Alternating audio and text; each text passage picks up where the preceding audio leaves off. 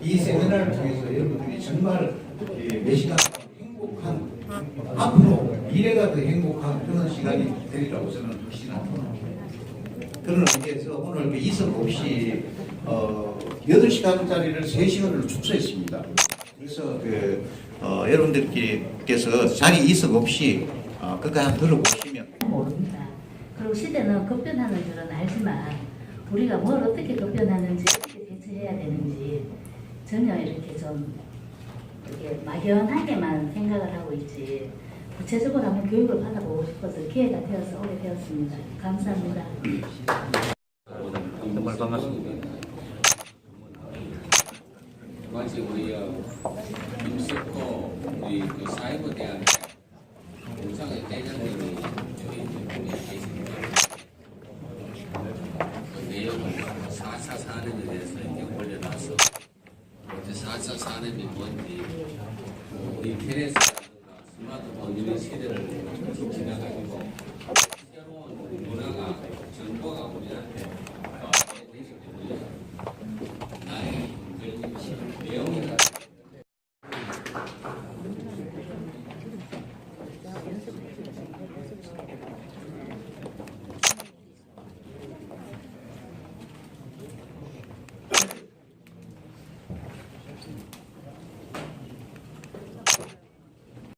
잠깐 행사 전에 몇 가지만 말씀드리겠습니다. 사실 오늘 보시다시피 4차 산업혁명 앤 비즈니스 빅뱅은 지금 서울에서 강연을 하고 있습니다. 하고 있는데 실제로 수강료가 한 15만 원에서 30만 원 정도 하고 있습니다.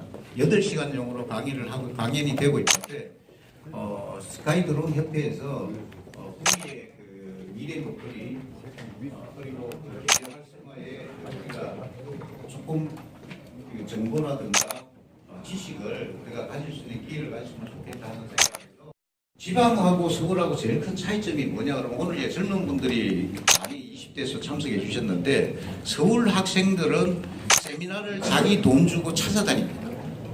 근데 지방에서는 세미나 가는 것보다 막걸리 집에서 막상 한 거 한 접시 놓고 소주 먹는 것도 즐깁니다. 출직을 한다든지 안 그러면 협회 회장을 하시는 분 이런 분들이 기존에 많은 의전을 받아왔을 거라고 생각합니다. 그런데 오늘 이 세미나는 그런 의전에 대해서는 조금 접어뒀습니다. 그래서 이 주관사의 뜻이니까 이 주최하는 협회하고는 관계 없으니까 조금 의전에 소홀함이 있더라도 너그러운 양해를 더 부탁드립니다.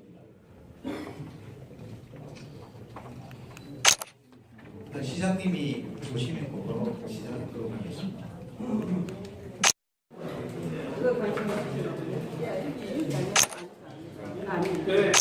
4차 산업혁명의 비즈니스 빅뱅 세미나를 통해 국민 경영인, 청년, 주부, 대학생 남녀노소 구분 없이 세계적인 이슈가 되고 있는 4차 산업에 대한 이해와 지식을 공유하여 국민시와 시민 여러분들의 경쟁력을 갖출 수 있는 소중한 자리가 되시길 기원드립니다.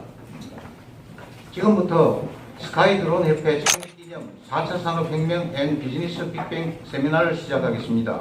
먼저 국민 의례가 있겠습니다. 모리 자리에 일어나 단상에 있는 국기를 향해 주시기 바랍니다. 국기에 대하여 경례.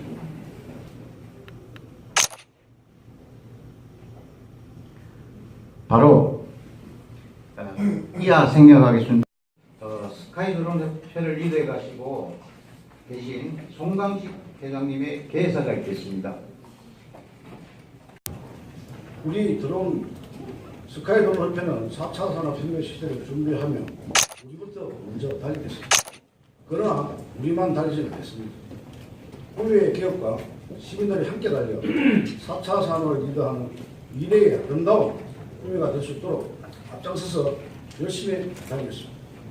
세미나 개최에 관심과 지원을 아끼지 않으신 양효신 부시장님, 국민상공회 회장님, 비롯한 관계 여러분, 김석보 준비위원장님을 비롯한 협회 관계자 여러분들의 노고에 진심으로 감사드립니다.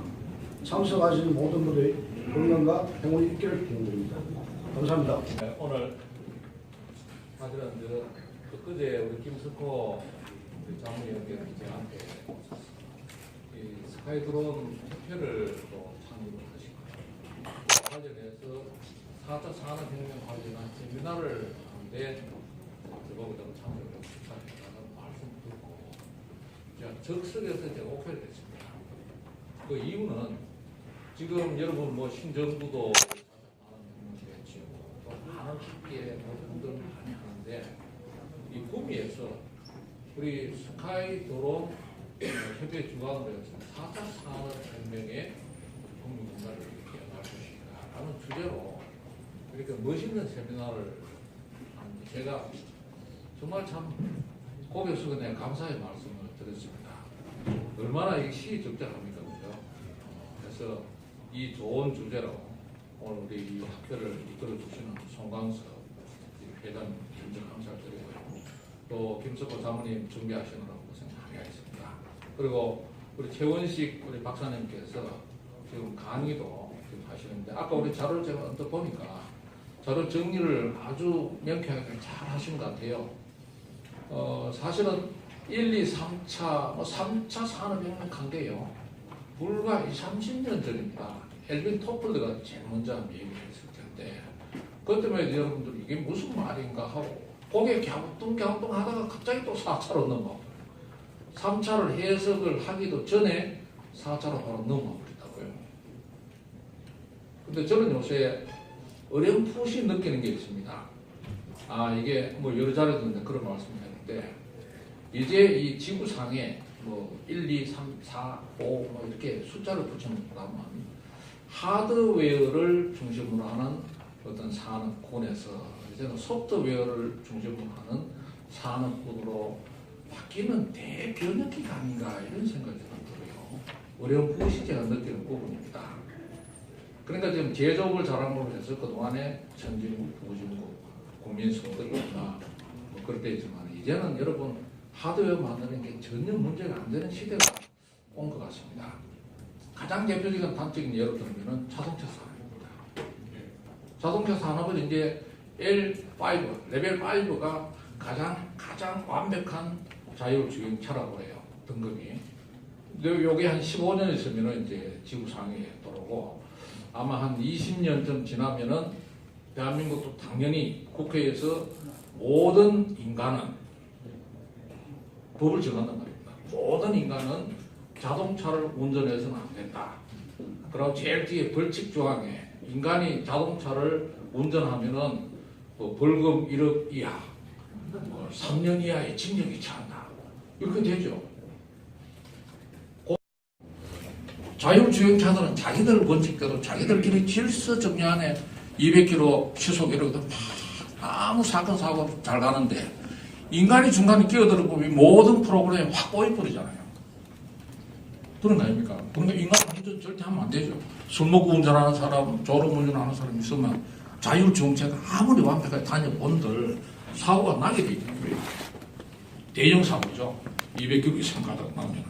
그러나 모든 인간은 운전을 할 수 없도록 하는 시대가 옵니다. 15년 이전에 여러분 운전 봐야 해서 나는 운전하고 싶어도 할 수가 없고 왜냐? 운전대가 없으니까. 그런 시대가 되면 어떻게 되느냐? 지금 미국의 차 등록한 대수가 2억 2천만 대예요. 자율주행차로 완전히 바뀌면 4,400만 대 하면은 충분히 미국 전 국가를 갖다가 움직일 수 있다고 해요. 모빌리티, 이동하는 데 전혀 문제없는 차 대수가 4,400만 대 줄어듭니다. 왜냐? 소비할 필요가 없으니까. 주차장에 있는 차들이 지구상에 없죠. 계속 돌아다니는 거예요. 이런 시대가 되면은 예를 들어서 BMW, 벤츠, 뭐 우리 한국의 뭐 현대, 기아차 뭐가 되느냐?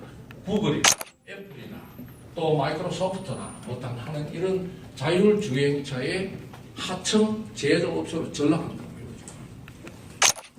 우리가 롯데마트 이런 거 하면은 왜 롯데마트 상표 붙이고 있는데 그게 맞는 건 누가 먹어요? 자기들 맞는 거 아니잖아요. OEM 방역 전부 다 주문 조사하기 때문에 그래 되면 자동차 대수도 한 2, 3억 대 정도 예를 들면 연간 팔아먹는 게 한 뭐 3, 4천 대로 줄어드는 거죠. 수요가 줄어드니까. 그러면은 머리 터집니다. 터져. BMW하고 현대 기아차하고 붙으면 누가 이기겠어요? 현대 집니다. 이제는. 그러니까 수요가 한 5분의 1로 팍 줄어든 시장에다가 머리 비밀고 싸우려면은 지는 거죠. 엄청난 변화가 옵니다. 그래서 제가 어려운 무엇이 이게 제조업에서 이제 소프트웨어, 하드웨어, 소프트웨어 넘어가는 그런 대변혁기가 닥치는데, 그러되면 여러분 지금 뭐 저 군, 저 농업 뭐 이런 지역하고 최첨단 공업 도시하고 다를 게 뭐가 있습니까? 차이가 없어요. 최첨단 애플이나 이런 것들이 어디고 알프스산 꼭대기에서 자기들 속대로 연구만 끝나요. 제조 공장을 가지를 하등에 이거 없기 때문에 전 세계를 지배하는 건 뭐냐? 결국은 소프트웨어를 지배하는 되는데, 오늘 아침부터 제가 어떤 그 신문을 보니까 전 지구에 이제 국가가 없어요. 결국은 지배하는 건 뭐냐? 꼭 나왔대요. 한국에서는 당연히 없습니다. 애플, 그죠? 구글, 이런 회사. 그리고 이제 아마존. 마이크로소프트도 요새 잘 안 나와요. 상대적으로 밀립니다. 페이스북. 이런 게 전 지구를 지배하는 시대가 오는데. 그러되면 이게 4차 산업혁명, 지금 여러분 오늘 진짜 조시지 마시고 이 강의를 진짜 꼭 좀 들어야 될 필요가 있습니다. 이 소프트웨어 시대로 왔을 때 우리 구미공단, 다른 데는 저는 모르겠고, 구미공단이 어떻게 이걸 먹고 살 거냐, 어떻게 생존을 하느냐, 생존의 법칙입니다. 어떻게 살아남느냐 하는 이 절체절명의 순간을 오늘 강의를 잘 해주실 것 같아요. 그래서 정말 감사하다고 말씀드리겠습니다.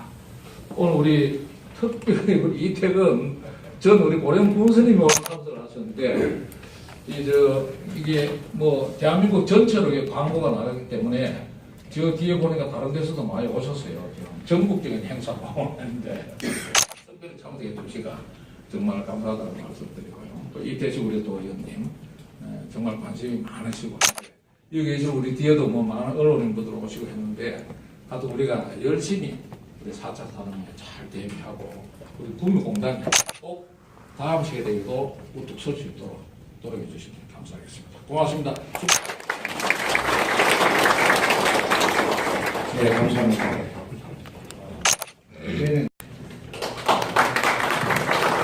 예, 짧게 하겠습니다. 제가 하고 싶은 얘기는 남주진 시장님께서 다 하셨는데, 저보다 한 10배 이상은 지식을 가지고 계시는 것 같고, 구미 시장으로서 역할을 참 잘하시는 것 같습니다. 저는 기획경제에 지금 있으면서 더러운 산업이라든지 4차 산업혁명에 대해서 많은 얘기를 주고받고 있는데, 그래도 우리 구미가 4차 산업혁명이 나더라도 소재나 부품 여러 가지 우리 구미에 살 일들은 많다고 저는 생각하고 있거든요. 앞으로 우리 여기 계신 분들이 아마 4차 산업에 선도적인 역할을 할 수 있는 분들이 나오신 것 같습니다. 짧게 하렇게 해서 요 정도로만 하고, 앞으로 우리 김석호 이사를 비롯해서 여기 계신 분들이 구미를 주도할 수 있는 4차 산업의 혁명의 초석이 되기를 바라겠습니다. 감사합니다. 우리 오늘 사회 보시는 우리 김종원 박사님께서 뭐 도저히 안 된다고는 했지만, 그래도 제가 평소 존경하는 제시 선배님이십니다.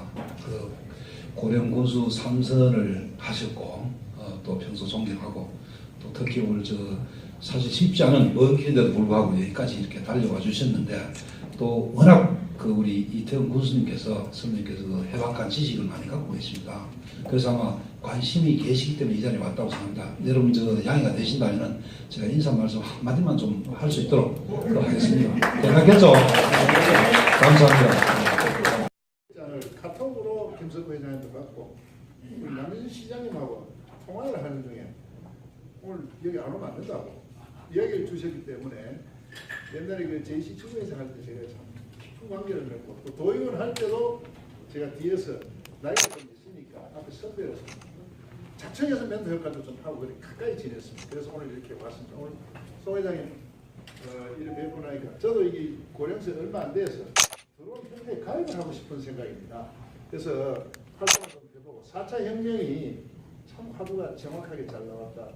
우리나라에서 가장 공업도시로서 처음에 국가발전이 개념했던 구미가 4차 혁명의 진원지가 되어야 나라가 바로 갈 것이다. 저는 그걸 믿습니다. 여러분 힘을 합쳐서 여기 뭐 우리 지도자들이 잘 뭉쳐서 가야 됩니다. 시장님이 아주 이제 임기가 4선, 3선 이제 다 가져가는데 남은 시기라도 또 앞으로 이 경북의 중심이고 이제 구미가 경상북도 우리나라의 중심이 되려고 하면 아마 남유진 시장님도 이 해박한 지식과 이 리더십으로 경북을 또 주도를 해줘야 될 그런 입장이 아닌가 싶습니다. 그런 생각으로 소망을 말씀을 드리고 여러분 큰 선물 드리겠습니다. 감사합니다.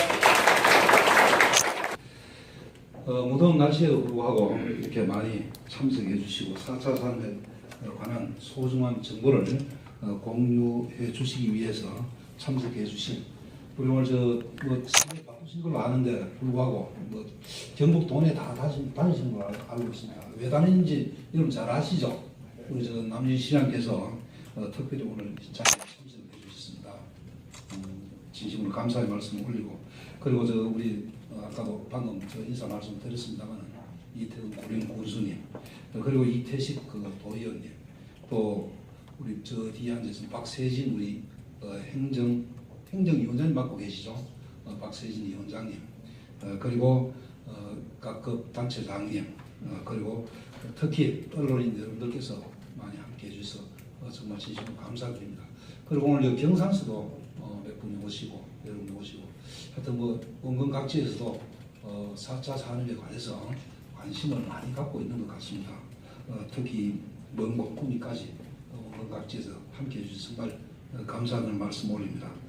지난 3월 서울에서 있었던 구글 알파고와 이세돌 구단의 바둑 대결은 아마 매스컴을 통해서 여러분들께서 많이 보셨으리라고 생각합니다. 인공지능 기술의 발전 수준에 일대파란을 일으켰습니다. 특히 병원에 설치된 닥터 왓슨 인기는 하늘로 치솟고 있다고 합니다. 그러나 지난 12월 4차 산업혁명에 대한 여론조사에서 우리나라 SEO 300명 중 52.3%가 전혀 모른다고 대답을 했답니다. 그리고 36.3%가 뉴스에서 들어는 봤다고 응답을 했답니다. 그리고 대학생 2,000명 중에 약 60.8%가 4차 산업혁명에 대해 모른다는 조사 결과는 사실 엄청난 사회적 충격이 아닐 수가 없다고 조사를 했는 조사기관에서 정말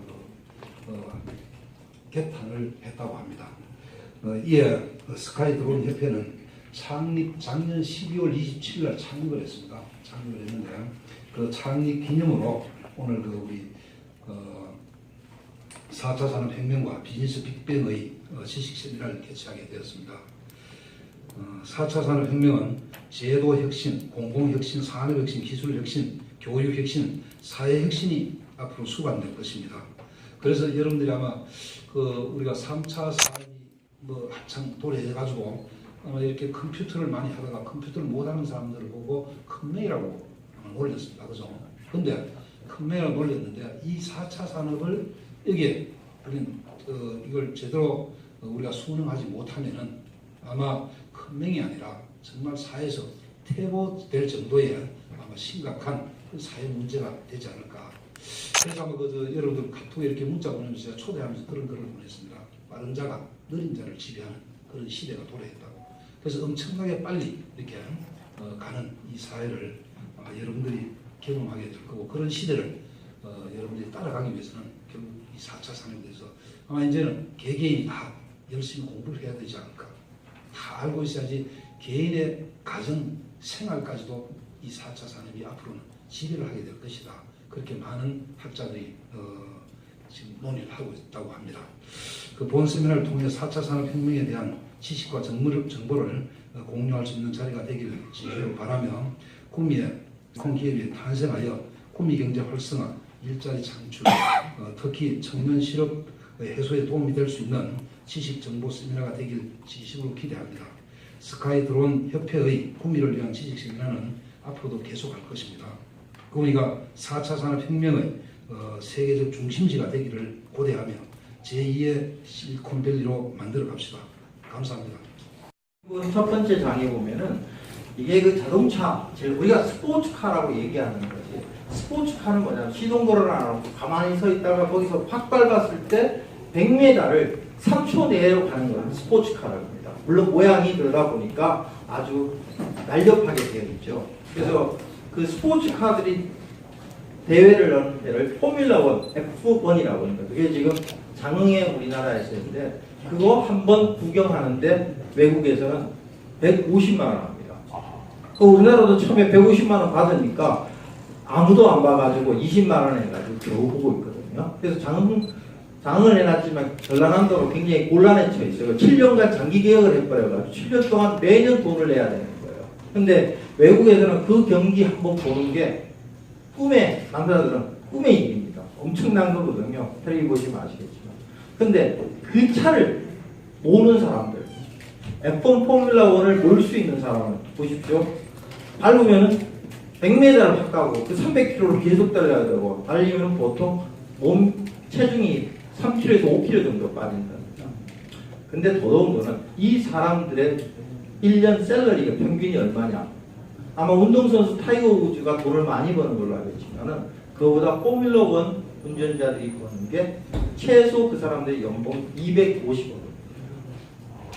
혹시 자식들 나중에 관심 있거나 혹시 젊으시고 체력이 되면 이 포뮬러 1 자동차 운전사가 아시아에 딱 한 명인데 그게 일본인입니다. 그리고 우리나라 자동차 산업이 이렇게 발전했지만 결국 자동차 최고의 타이어라든지 엔진 이런 걸 테스트할 기회가 없습니다. 그래서 몇 년 전에 한국 타이어가 자체 그렇게 멋있는 성능의 타이어를 만들어가지고 장착을 100억 주고 그거 하나 좀 36시간 타면서 타이어가 파손이 안 되는지 공기압이 있는지 테스트하는데 100억 주고 했는데 마지막 36시간 중에 32시간을 달리고 그 차가 타이어 고장이 아니라 그 차가 엔진에 이상이 생겨가지고 성능 테스트를 못 받아버렸어요. 그 얘기예요. 지금 드론이라는 산업도 지금 쉽게 얘기하면 기존에 저희가 갖고 있었던 사고로는 드론에 대한 이해가 별로 없으실 거예요. 그냥 쉽게 얘기하자면 자동차 운전 면허증 따는 것보다가 물론 시장님이 아주 좋은 표현을 하셨는데 이제 자동차 운전은 앞으로 우리가 할 게 아니라 자율주동차가 되고 자동차 운전 면허증 딸 일이 없을 겁니다. 아마 그 시험 폐쇄될지 모릅니다. 여러분에게 더 끔찍한 얘기를 해주면 보험 산업이 있는데 보험 아시죠? 이 산업 자체가 없어지는 겁니다. 자, 자율주행차가 나오면은 우리 모든 자동차에 들어야 할 자동차 보험 들 수가 없습니다. 왜? 원래 안 부딪히게 돼 있으니까. 그리고 그 자동차만 없어지는 게 자동차 보험만 없어지는 게 자동차가 사고 나면 우리가 드는 게 상해보험인데 상해보험이 없어집니다. 우리나라 보험은 아닌데 제가 2년 전에 외국 기업의 보험회사하고 한국에 세미나를 했습니다. 그 사람들이 와서 나하고 세미나하는데 목적이 뭐냐? 보험업이 없어질지도 모른다. 자동차 보험 없어지면 계속이다 보면 다 없어진다. 기존의 보험회사는 다른 일을 해야 될 것이다. 그럼 우리는 어떻게 살아야 되냐? 전 세계에서 메디아입니다. 그리고 또 걱정이 있어요. 요새 아마 남자분들 같은 여러분들도 명품 가방 하나 한 150에서 300만 원 그거 하나 들고 싶어서 김포공항 가면 남자들이 그거 하나 사주겠다고 막 돌아다닙니다. 근데 명품 업체는 굉장히 위험을 느끼고 있어요. 명품 업체는 기존적으로 어떤 게 있냐면은 한 50대 되던 중년의 어머님이 그거 달게 되면 딸이 그때부터 나도 언젠간 돈 벌면 저거 사야지 라고 생각해가지고 그렇게 엄마가 사고 딸이 사고 이렇게 이어가야 되는데 요새 유니클로라든지 저도 입고 있는 거 자라라든지 이런 거 몇만 원짜리로 사고 그냥 한 시즌 있다가 버려버리고 하니까 명품이라면 희소성을 가지고 계속 들고 다녀야 되는데 그거 들고 다니겠냐예요.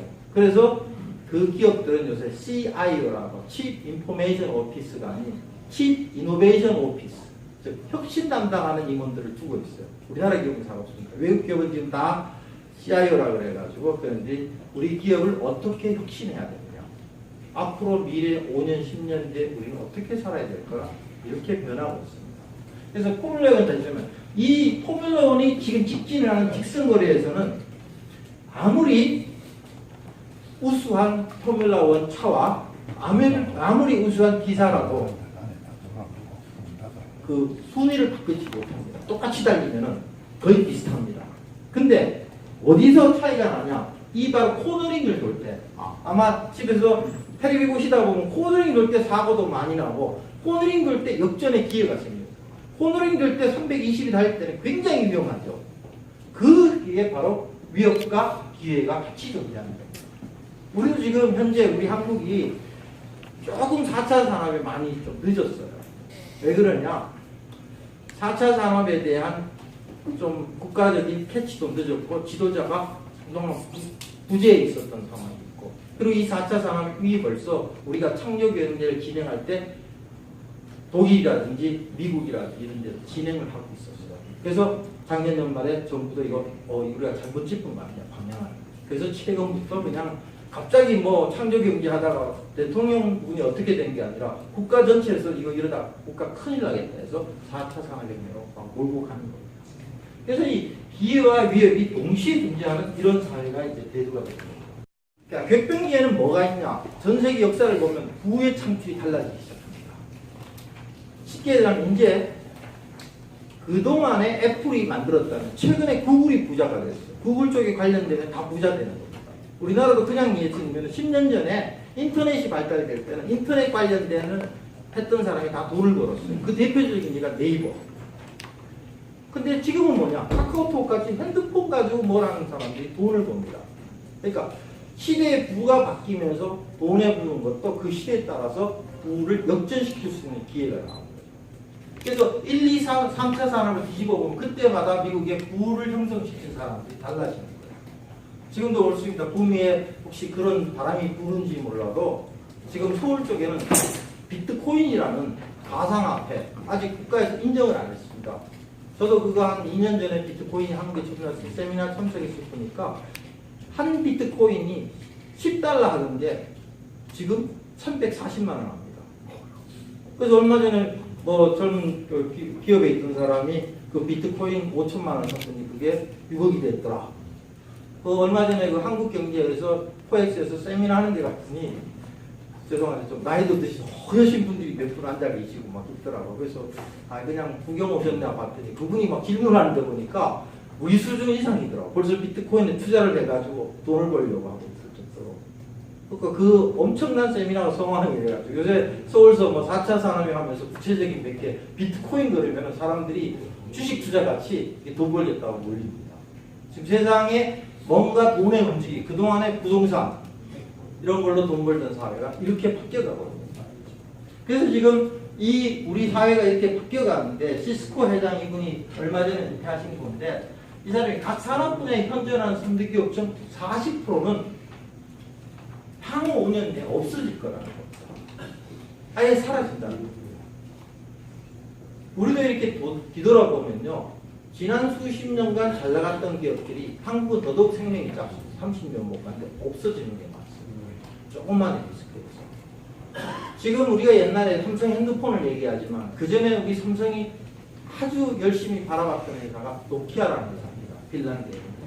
어떻게 하면 저 회사일까? 저도 핀란드에 가보면 노키아는 아예 그 시가 노키아 회사 같아요. 30개의 빌딩이 다운타운에 딱 있는데 1, 2, 3번으로 32분까지 정해져 있어요.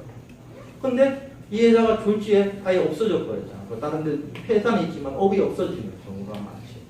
그래서 지금 이 시스코 회장이 했던 것 같이 지금에 있었던 기업들은 없어집니다. 젊으신 분들이나 혹시 자녀들 계시면은 제가 조금 나이가 조금 되는데 적어도 대구 출신입니다. 대구 출신. 우리 대학교 다닐 때 가장 가고 싶었던 회사가 삼성물산입니다. 제 친구들 삼성 찾는데 요새같이 이렇게 각계로 안 치고 전체 뽑아서 그룹에서 보냈는데 삼성전자 됐다고 내 친구들 다 그만둬 버렸어요. 근데 삼성물산 갔더니 어떻게 됐냐? 지금 삼성물산이라는 회사는 있어요. 옛날과 종합무역 거래를 하는 게 아니라 중공업 집어넣고 뭐 집어넣고 이래가지고 그냥 명맥만 유지하듯이 종합무역 상사가 아예 없어져 버렸어요. 그럼 지금 종합무역상사에 열심히 근무했던 사람들이 50대 채 안 되기 전에 회사를 그만둬야 되는 거예요. 그러나 그건 그래도 한 20년 해먹었어요. 앞으로는 자기 산업에서 10년 이상 버티기가 힘들다. 그래서 부모님들이 자식도 야 웬만하면 그 회사에 있거라는 그 얘기는 어떻게 보면은 웬만하면 너 같이 빠져 죽어라는 얘기일 수도 있어요. 자꾸 인더스트리 붕괴되기 또 그것도 나쁘지는 않습니다. 그래서 인더스트리가 아예 없어질 거다라는 부분이죠. 죄송합니다. 그래서 이 시스코가 이런 현상을 해서 이제 많이 없어진다. 그리고 이제 작년 1월 6일이죠. 다보스라고 경제인 포럼에서 이 사람이 찰스 슈가이라는 이 사람이 경제인 포럼을 이끌고 있습니다. 그래서 이 사람이 제4차 산업에서 공식적으로 얘기를 하는 거죠. 제4차 산업혁명은 기존의 3차 산업혁명을 기반으로 해가지고 디지털과 바이오, 물리 등의 경제를 융합하는 기술입니다. 그래서 여기서 융합, 이제 섞어야 된다. 그 다음에 기술적인 것이 대두가 된다. 그러다 보니까 자신들이나 주위에 계신데 문과생 취직 안 되는 이유가 있습니다. 지금 그 문과생이 어느 정도 취직을 안 되냐면 서울대도 문과생 30% 취직이 안 됩니다. 그러니 이쪽 동네는 거의 전멸입니다. 왜 그러냐? 문과 기술 하는 학생들의 기술들을 다 로봇이 하고 있습니다. 문과생이 가장 선호하고 많이 갔던 게 금융권, 증권회사, 보험회사, 은행인데 지금 은행 아시다시피 시티은행이 130개 있는 것 중에 30개 폐쇄, 우리은행이 외환은행 해가지고 거기도 지금 앞으로 해가지고 890개 정도 있는데 2025년도에 한 300개나 이게 없어질 거다. 거기에 누가 갔냐면 기계가 가 있고 로봇 어드바이저라고 증권도 마찬가지로 로봇 시스템에서 평가 시스템에는 그렇게 가 있어요. 그 문과에서 더 이상 필요하지 않죠. 그리고 계시는 대구은행을 예를 들면은 대구은행 고객이 몇백만이 되지만 현장에 즉 지점에 오시는 사람은 18%밖에 안 된다. 요새 다 앱으로 다 결제를 해버려요. 모든 걸 다 할 수 있는 세상인데 굳이 불편하게 거기 가냐 이렇게 되는 거예요. 그러다 보니까 금융권 사람들은 취직이 될 수가 없는 게 지금 기술 사회입니다. 반대로 기술이 알면 삼성이 그 고시같이 한다고 삼성 입사 시험 치는데 그것도 모질하니까 미리 면제시켜주고 뽑아갑니다. 그러니까 지금 향후 10년간은 어쩔 수 없이 기술 사회다. 왜? 사회가 요구하는 거 그것이 모든 삶을 인테그레이트 주는데 거기에 문과의 인문학을 강의하면서 그거는 현재의 앞으로 방향과 많이 뒤쳐져 있다는 겁니다. 그리고 4차 산업혁명에 한 가지 키워드가 있습니다. 초연결성, 그 다음에 초지능성, 예측 가능성입니다. 자, 초연결성이 뭐냐 그러면은 저도 페이스북을 하면은 나도 모르는 누군가가 하고 연결이 돼요. 얼마나 재밌는 일이면 제가 오늘 세미나를 끝나고 8시까지 서울 프라자 호텔을 가야 되는데 제가 최근에 이 관련돼서 한 몇 년 전에 박사 논문을 썼습니다.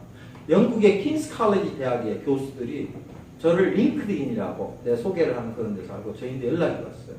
그래서 한국 서울시하고 런던시하고 에코시스템, 즉 말하면 이게 창업하는 이 시스템을 만드는 걸 하고 싶은데 너를 좀 만나고 싶다.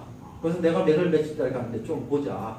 나는 원래 내일 된다 그랬는데 오늘 저녁이라도 좀 보고 싶다. 그래서 8시까지 프라자 호텔 가서 같이 밥 먹고 전혀 생판 몰랐던 거야. 옛날 같으면 어떻게 연결될 수도 없었어요. 그 전에 사람을 알고자 하면은 누구 인맥을 동원해서 누구 어떻고 이렇게 들어주면 이제는 거기에다가 쿡 쓰시면 제 페이스북도 뒤에 나옵니다만은 저하고 뭐 이게 된 거에서 명교환 할거 제 페이스북에 들어가 친구 요청하면 제가 하면은 제가 뭘 하는지 다 볼 수 있는 사람입니다. 그래서 한 예를 들면 아까 그 지사 군시장님이 말씀하셨는데 이제는 나라 개념 별로 없어진다.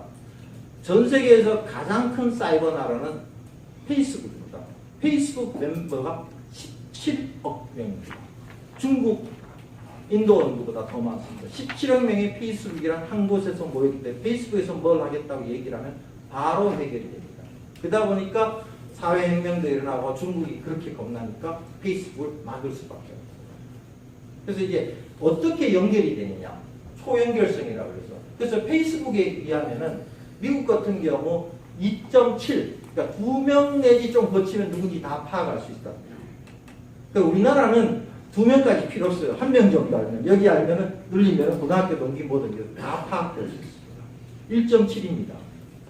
그래서 이런 사이버 상황에서 소셜 네트워크가 있으니까 지금 이 사회가 연결성이 가지고 어떻게 지금 우리 비즈니스가 연결되고 내 삶이 연결되는지 한번 보시기 바랍니다.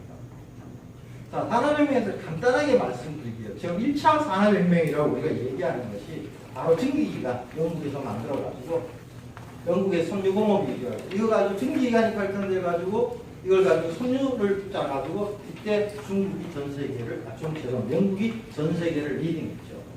그리고 2차 산업혁명은 전기가 발생됐습니다. 그러면서 컨베이어 시스템을 가지고 생산 혁명이 일어났고요. 3차 산업혁명 20세기에 컴퓨터 인터넷을 통해 가지고 글로벌 IT 기업들이 구상되기 시작합니다. 그리고 2015년대 4차 산업혁명은 조금 구체적으로 IoT라고 해서 인터넷 오브 띵스라고 해서 모든 사물들이 인터넷하고 연결돼서 구현하는, 집에서 쉽게 표현하면 불 꺼 그래가지고 인터넷을 켜면은 불이 꺼지고 켜지고 하지, 인터넷, 사물과 인터넷이 연계해서 명령을 전달해서 하는 것이고, CPS라고 그러는 이게 이제 CPS는 어떻게 보면은 좀 독일에서 나오는데 사이버 패스 시스템이라고 해서 정말 공장 제어를 하는 겁니다.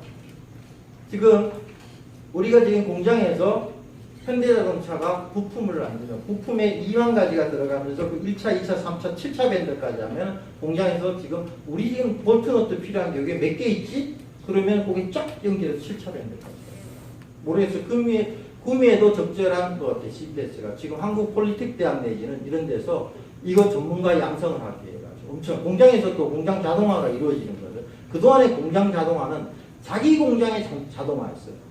근데 그게 아니라 나의 하청업체 전부까지도 자동화시켜가지고 하는, 그러면 그걸 프로그램을 어떻게 하고 소프트웨어를 어떻게 하고 하는 그런 부분입니다. 그래서 이게 중요하게 저쪽 이 독일식 모델입니다. 독일은 CPS, 사이버 패스 시스템이라고 해서, 그래서 지금 우리나라도 작년에 제가 알기로는 이 자동화 시스템 때문에 26조 원이 박근혜 대통령이 독일 갔다 와서 편성한 걸로 알고 있습니다. 그래서 거기에 관련된 걸 사람들, 그 다음에 공장 시스템을 양성하고 있으니까 이것도 하나의 대우같이 구순이같이 공장 시스템이 많은 데서 도입해 오는 거죠. 그 다음에 두 번째가 인공지능. 여러분들이 아까 보면 이세돌하고 붙었을 때, 자 이세돌하고 붙었을 때는 그때는 쉽게 이세돌 한 사람과 뒤에는 어마어마한 슈퍼컴퓨터가 있었어요. 그래서 이세돌하고 그 슈퍼컴퓨터는 뭘 가르쳐야 되느냐 그러면요, 그동안에 바둑에 있는 교본 같은 거, 정석, 요렇게 뜨면 요렇게 하라, 요거를 다 마스터 시켜가지고 컴퓨터에 집어넣어가지고 이세돌하고 붙었습니다. 그래서 이세돌이 한 번 이겼어요. 그랬을 때 일반인은 이세돌이 몇 번 이길까 했지만 저희 같은 사람은 그게 아니라 뭘 봤냐, 컴퓨터가 지면은 어떻게 얘기를 할까. 그래서 컴퓨터가 졌다고 떴는 걸 보고 굉장히 관심거리 전 세계에 받는 게, 결국에는 넘어야 될 사는 왜 그러면은 그 이세돌과 빈말 알파고가 게임을 했는데 왜 많은 게임 중에 바둑을 했냐. 바둑이 수가 굉장히 많아가지고 돼 있고, 또 두 번째는 그동안의 컴퓨터는 뭐냐면은 자기가 분석을 해가지고 맞춤설이다. 이거 중에 이게 좋습니다. A 아니면 B 선택하십시오. 선택권을 자기가 못했어요. 선택권을 인간에게 줬다가. 근데 얘는 지가 선택을 해서 이렇게 봐, 이게 좋은 거 두겠다라는 거야. 지가 의사결정을 하겠다. 그래서 이세돌과 게임에서 결국 컴퓨터는 이제 의사결정을 할 줄 아는 거야. 그리고 우리가 의사결정을 해서 결정이 되고 이기면은 뭔가 반응을 보여요. 즐겁다든지 슬프다든지. 그 반응을 얘는 어떻게 보니까 하는데 아직 기계적인 거구나 라고 해서 끝났어요. 그래서 요번에 중국에서 최고하고 떴잖아요. 그때는 어떻게 됐냐? 뭐 일반인도 다 얘기했어요. 아무리 세계 1위라도 무조건 저커버가 깨질 거다. 왜 그러냐 그러면요, 요번에 했던 인공지능은 또 발전을 해가지고 기자같이 기존에 있는 걸 준 게 아니라 이제 지가 스스로 학습을 하는 거예요. 앞에 했던 제가 이세돌하고 게임할 때 자율학습이라고 그러고요, 교재식으로 네가 봐라라는 거고, 이제는 강화학습이라 지가 봤더니 야 이렇게 하면 이렇게 떠야 된다. 지가 막 창출을 해내는 거예요. 그래서 그 능력하고 또 다른 능력이 또 뭐냐 그러면, 그때는 이세돌하고부터 슈퍼컴퓨터가 뒤에 있었어요. 이번에는 좀 우리 가정집에 있는 컴퓨터 그것보다가 조금 더 성능 좋은 수준과 비교버린 거예요. 용량도 간편해지고 결정도 잘하고 이렇게 돼가지고 이긴 거예요. 근데 이제 여기다가 더 갈 게만 의사결정을 잘하는 방법과 또 하나는 감흥. 이겼을 때 어떤 흥을 받겠냐. 얘가 뭐 컴퓨터가 뛴다든지 뭔가 할 거 아닙니까? 그걸 가상으로 보여준 거예요. 이게 앞으로 인공지능이 가야 될 길 중에 하나예요. 그리고 그것이 누가 하느냐? 사람, 사물, 공간, 초지능화인데 지금 그동안에는 쉽게 좀 영어로 해서 머신과 사람이 맨 투 머신이라고 그럽니다. 사람이 인터넷으로 명령을 시키야 텔레비 켜라 뭐라 이렇게 하는 명령을 시키는데 이제는 앞으로는 머신 투 머신. 기계가 기계인데 명령을 하는 거예요. 저는 집에 있는 제어장치에 대해서 연락했더니 얘가 알아가지고 오늘 불은 언제 켜고 뭐를 하고 온도를 미리 주인이 모시기는 데피고 이렇게 해서 다 하는 거예요. 그러니까 기계가 인간을 지배하는 사회가 올까봐 많이들 걱정하는데 제가 아니라 4차 산업으로 지도지셨던 클라우드 슈밥의 얘기는 이제 기계하고 싸워서 이기려 그러지 말고 잘 지내는 방식을 선택해라. 정말 너가 못 이긴다. 이렇게 결론이 나 있습니다. 그리고 이제 좀 관심이 있을 거는데 없어질 직업이 꽤 많아요. 없어질 직업이. 실적으로 제가 얼른 말씀하면은 지금 여러분들이 뭐 불편하면 콜센터 전화 걸죠. 이제 콜센터나 직원들, 상담원들이 없어질 거예요. 요새도 일부 기업도 채택가 로봇 챗보팅이라고 그래서 내가 묻으면 자동적으로 컴퓨터가 이런 이거 묻겠다 해서 자동적으로 답해주고 하는 챗보팅으로 많이 움직이고 있습니다. 그리고 자동차 운전하는 택시 운전사분들 앞으로 많이 없어질 거고요. 그래서 지금 사회에서 굉장히 없어질 직업이 많이 많습니다. 근데 오늘 제가 드론 쪽이라고 어서 말을 하는데 드론 관련 사업은 무궁무진할 겁니다. 점심 먹다가도 몇 개 말씀드렸는데 가장 큰 드론 조종사들. 지금 드론 조종사 샐러리가 1억 이상을 넘겨요. 그래서 지금 여기 구미상공회의소인데 서울상공회의소가 최근에 조종사 양성을 들어갔어요. 그래서 뭐 6중도 얼마에 몇백만 원 내고 아니면은 또 국가 지원해주고 해서 그거 하고 지금 게임하는 거 보셨죠? 텔레비 최근에 한강변에 왔는데 이게 300km 이상을 달리니까 그냥 눈으로 안 되니까 안경 같은 걸 찍어는 그걸로 하거든요. 그래서 이전에 아시다시피 우리가 젊으신 분들이 게임에서 임요한이라고 막 그 게임을 보면서 그 게이머들이 해가지고 그 게이머들이 한국이 10시 셧다운 되면 다 중국 가서 있어요. 그래서 산업을 망쳐버린 거죠. 물론 어떤 꼭 그렇게 이런 공개에서 망쳤다고 볼 수 없지만 젊은 사람 아주 어린애에게는 좋아지지만 결국 게임 산업이 없어진 거예요. 게임 산업의 한 예를 들자면 고등학교 나오는 강준국 씨라고 있는 그 사람이 게임 산업을 계속 해가지고 지금 5천억대 부자가 됐어요. 게임 산업도 새로 뜨면서. 그러니까 지금 드론 조종사가 앞으로 필요할 거예요. 저도 어디 가서 그러면 드론 조종사 따려고 노력하시라. 그거 잘해도 그거 하는데 지장 없고 굉장히 재미있는 자리다. 라는 거야. 그러면은 여기 같은 경우는 학교에 드론 스쿨을 만들어서 조종사를 만들고 그거 처음에는 이렇게 배울 때는 쉽지만요. 확 날아가면 시소가 뭐 100, 200달러 갈 때 그때는 이거 보통 기술이 요하지 않아요. 앞으로 아마 포뮬러 1보다 더 해야 될 거예요. 제가 여담이만 이런 얘기했어요. 독일을 갔어요. 제가 독일 회사에 근무했어요. 그래서 독일 회사에 딱 가서 사람들 옆에 보고 내가 분데스리가를 한번 보고 싶다. 근데 분데스리가는 요새 시들어졌다. 왜 그러냐? 유럽에 있는 사람들이 좀 더 빠른 걸 좋아한다 이거예요. 그러니까 제일 빠른 게 뭐냐? 자동차. 두 번째, 축구 보면 우리나라 축구 백패스 많이 하고 지루하죠. 영국이나 이런 메이저리그의 메이저 대회는 이쪽 골키퍼에서 저쪽 골키퍼한테 6분 만에 끝내야 돼요. 우리나라 같았으면 지금 백패스에서 주면은 골키퍼가 좀 이렇게 잡아서 찰까 걔는 바로 차버리잖아요. 그 이유가 뭐 관중이 싫어하는 거예요. 저가 돈이 안 되는 거예요. 그렇게 스피디해야 돼요. 그러니까 독일 축구는 그렇게 스피디하지 않고 그래서 분데스리가 별로다고. 그런데 지금 스피디한 거는 포뮬라 1이 300까지 가는데 지금 드론은 더 이상 갑니다. 더 빠를 수 있어요. 그러니까 드론 조종사 필요하죠. 드론 만들어야 되지. 드론 만드는 게 지금 현재는 일반적인 드론은 우리가 중국인데 많이 뒤져 있습니다. 가격이 굉장히 저렴해요. 쓸만하고. 근데 이거를 이제 여기 구미에 이제 특수 소재들 하니까 새롭게 한번 만들어 보는 것도 상당히 좋을 거야. 저는 이렇게 생각해요. 그 다음에 이걸 가지고 게임 프로그램이라든지 여기에 포뮬라 1이 저쪽에 있으니까 여기 딱 많으니까 여기서 그거를 드론 대회 경식 대회를 해가지고 메카로 되는 거라서 그것도 괜찮고 드론 컨벤션을 여기다가 전 세계로 연합을 했고 사실 소재는 제가 봤을 때는 되게 좋은 소재를 줬어요. 많은 4차 산업이 지금 현재 한국에서 진행된 건 그냥 4차 산업 이렇더라 저렇더라 뭐 이런 얘기였는데 구체적인 실질적으로 드론이라는 걸 가지고 정부 지원을 한다면 여기도 좋지 않겠냐라는 제 개인적인 생각입니다. 그래서 이게 이제 형성이래가 4차 산업혁명은 지금 진행되고 있고 상당히 많은 변화들이 하고 있다는 거. 회사들이 뒤집어져서 딴 일을 하고 있습니다. 지금 좀 더 뒤에 케이스를 말씀드릴게요.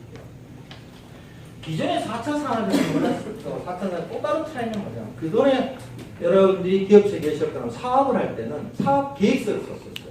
그러니까 앞으로 이렇게 될 거다 예측을 해가지고 그 예측을 통해서 기획을 하는 거죠.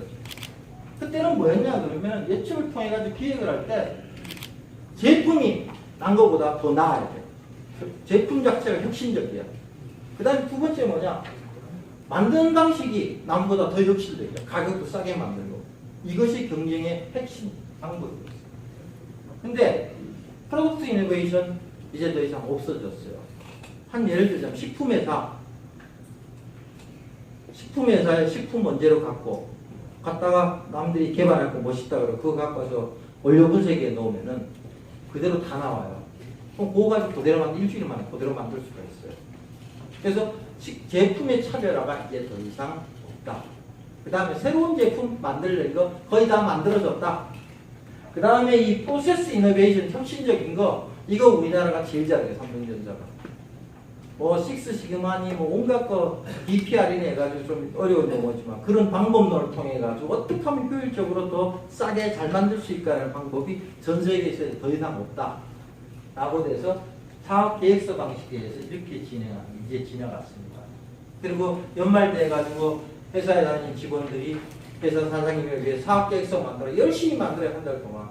근데 2월, 3월 달만 가면은 야 제로 베이스로 다시 하자. 그러니까 시장 환경을 아무도 예측 못하니까 너무 빨리 변화할까요 지금. 그러다 보니까 이거는 아니다 이제. 그럼 4차 산업은 뭐냐? 간단하게 비즈니스 모델, 사업 모델이라는 이 한 장짜리를 하고 필요할 때 바꾸자. 네? 필요할 때 그때 바꾸자. 이 표현이 뭐냐? 피보팅이라고 하는데요. 농구 선수가 두 발로 드리블을 하는데 한 발을 딛고 여기로 갈까 졸로 가게 되는 게 한 발 한 발 이게 피보팅입니다. 지금의 사업 방식은 그런 방식으로 진행을 하셔야 돼요. 정말 삼성도 이걸 쓰고 있어요. 삼성이 옛날에 알다시피 핸드폰을 뺏겼어요. 애플 거를 미리. 또 관광이사 이거 보고 좀 비슷하게 만들어내야 됐습니다. 근데 패드라고 그래서 이것도 뺏겼다고 큰일 날 것 같은 거예요. 그래서 그러니까 쟤네 몇 인치? 쟤네 9인치 냈어요. 야 그럼 우리도 11인치, 9인치, 7인치 3개 다 내. 그래서 내보고 시장에서 고객의 반응을 보면서 그때 결정. 그래서 와치도 한 개만 하는 게 아니라 콩코드라는데 그거 이 색도 좀 더 내고 한 7개 내버리는 거예요. 그래서 뭐 걷어들이는 거예요. 즉 방식에는 비즈니스 모델을 통해 가지고 하나씩 만들어내는 거죠. 그리고 또 3차 산업하고 4차 산업의 차이는 뭐냐면 3차 산업에서는 뭔가를 만들려면 인풋, 로우 머티리얼이 있어요. 즉 말하자면 자동차를 만들기 위해 가지고 이런 철판을 집어넣습니다. 그러면 생산물로는 자동차가 나오는 거예요. 근데 더 이상 이런 방식으로 뭐 만들어져 가지고 고객들이 필요한 게 별로 없어요. 그럼 이렇게 만들어서 효과도 없고 지금은 뭐냐 투입물이 아이디어예요.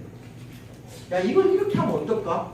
라는 아이디어를 가지고 생산품이 뭐냐 여기 한국에는 우버라는 거 자동차 빌려 타는 거 지금 이 회사가 생긴 지 7, 8년밖에 안 된 지금 사장이 성추행이가 문제도 많이 나고 있는데 이 회사의 기업 가치가 30조 원이었습니다. 그러면 그걸 쉽게 표현하면 우리나라 현대자동차가 지난 50년간 쭈그랗고 열심히 세계 파리에 뭐 생산 캐파가 있고 공장지가 있는데 그 회사의 기업 가치가 30조 원이 조금 안 돼요. 그러니까 젊은 사람 우버 한 명이 우버 사장이 하나 아이디어 내가지고 그 기업을 단순간에 7, 8년 만에 만든 거예요. 우리나라 수많은 종업원이 국가에서 지원해주고 해서 30년, 50년 걸렸던 기업 가치를 한 방에 만든 거죠. 이런 기업들이 지금 중국과 미국에 탄생합니다. 한국은 아직까지 아까 그 여자 앞에서 축사하시면서 유니콘 기업이라고 해서 기업 가치가 1조 원이 넘는 회사가 우리나라 스타트업에서 아직 못 나오고 있어요. 한 군데가 있긴 있는데 거기에 대해서는 좀 얘기가 많아. 진짜 1조냐 아니냐. 근데 어쨌든 간에 우리나라 유니콘 1조 기업 가치에 가진 데가 별로 없는데 벌써 우리보다 훨씬 뒤처진 중국은 많은 회사들이 유니콘이 되고 있죠. 그래서 지금의 중요한 얘기는 자, 수입분과 산출력에 대해서 지금은 사람의 아이디어, 창의력 이게 중요한 사회다. 로머트리얼. 그거는 전 세계 어디든지 초연결사니까 구할 수 있습니다. 지금 여러분이 만들고 싶은 거 한국에서 못 만들면 중국 신천에 들어가면 아주 싸게 바로 만들어줍니다. 그거 만들어주는 회사들이 굉장히 중국에 많아요. 그래서 아이디어 갖고 스케치 해가지고 날라가서 중국말 못하니까 그것도 필요 없습니다.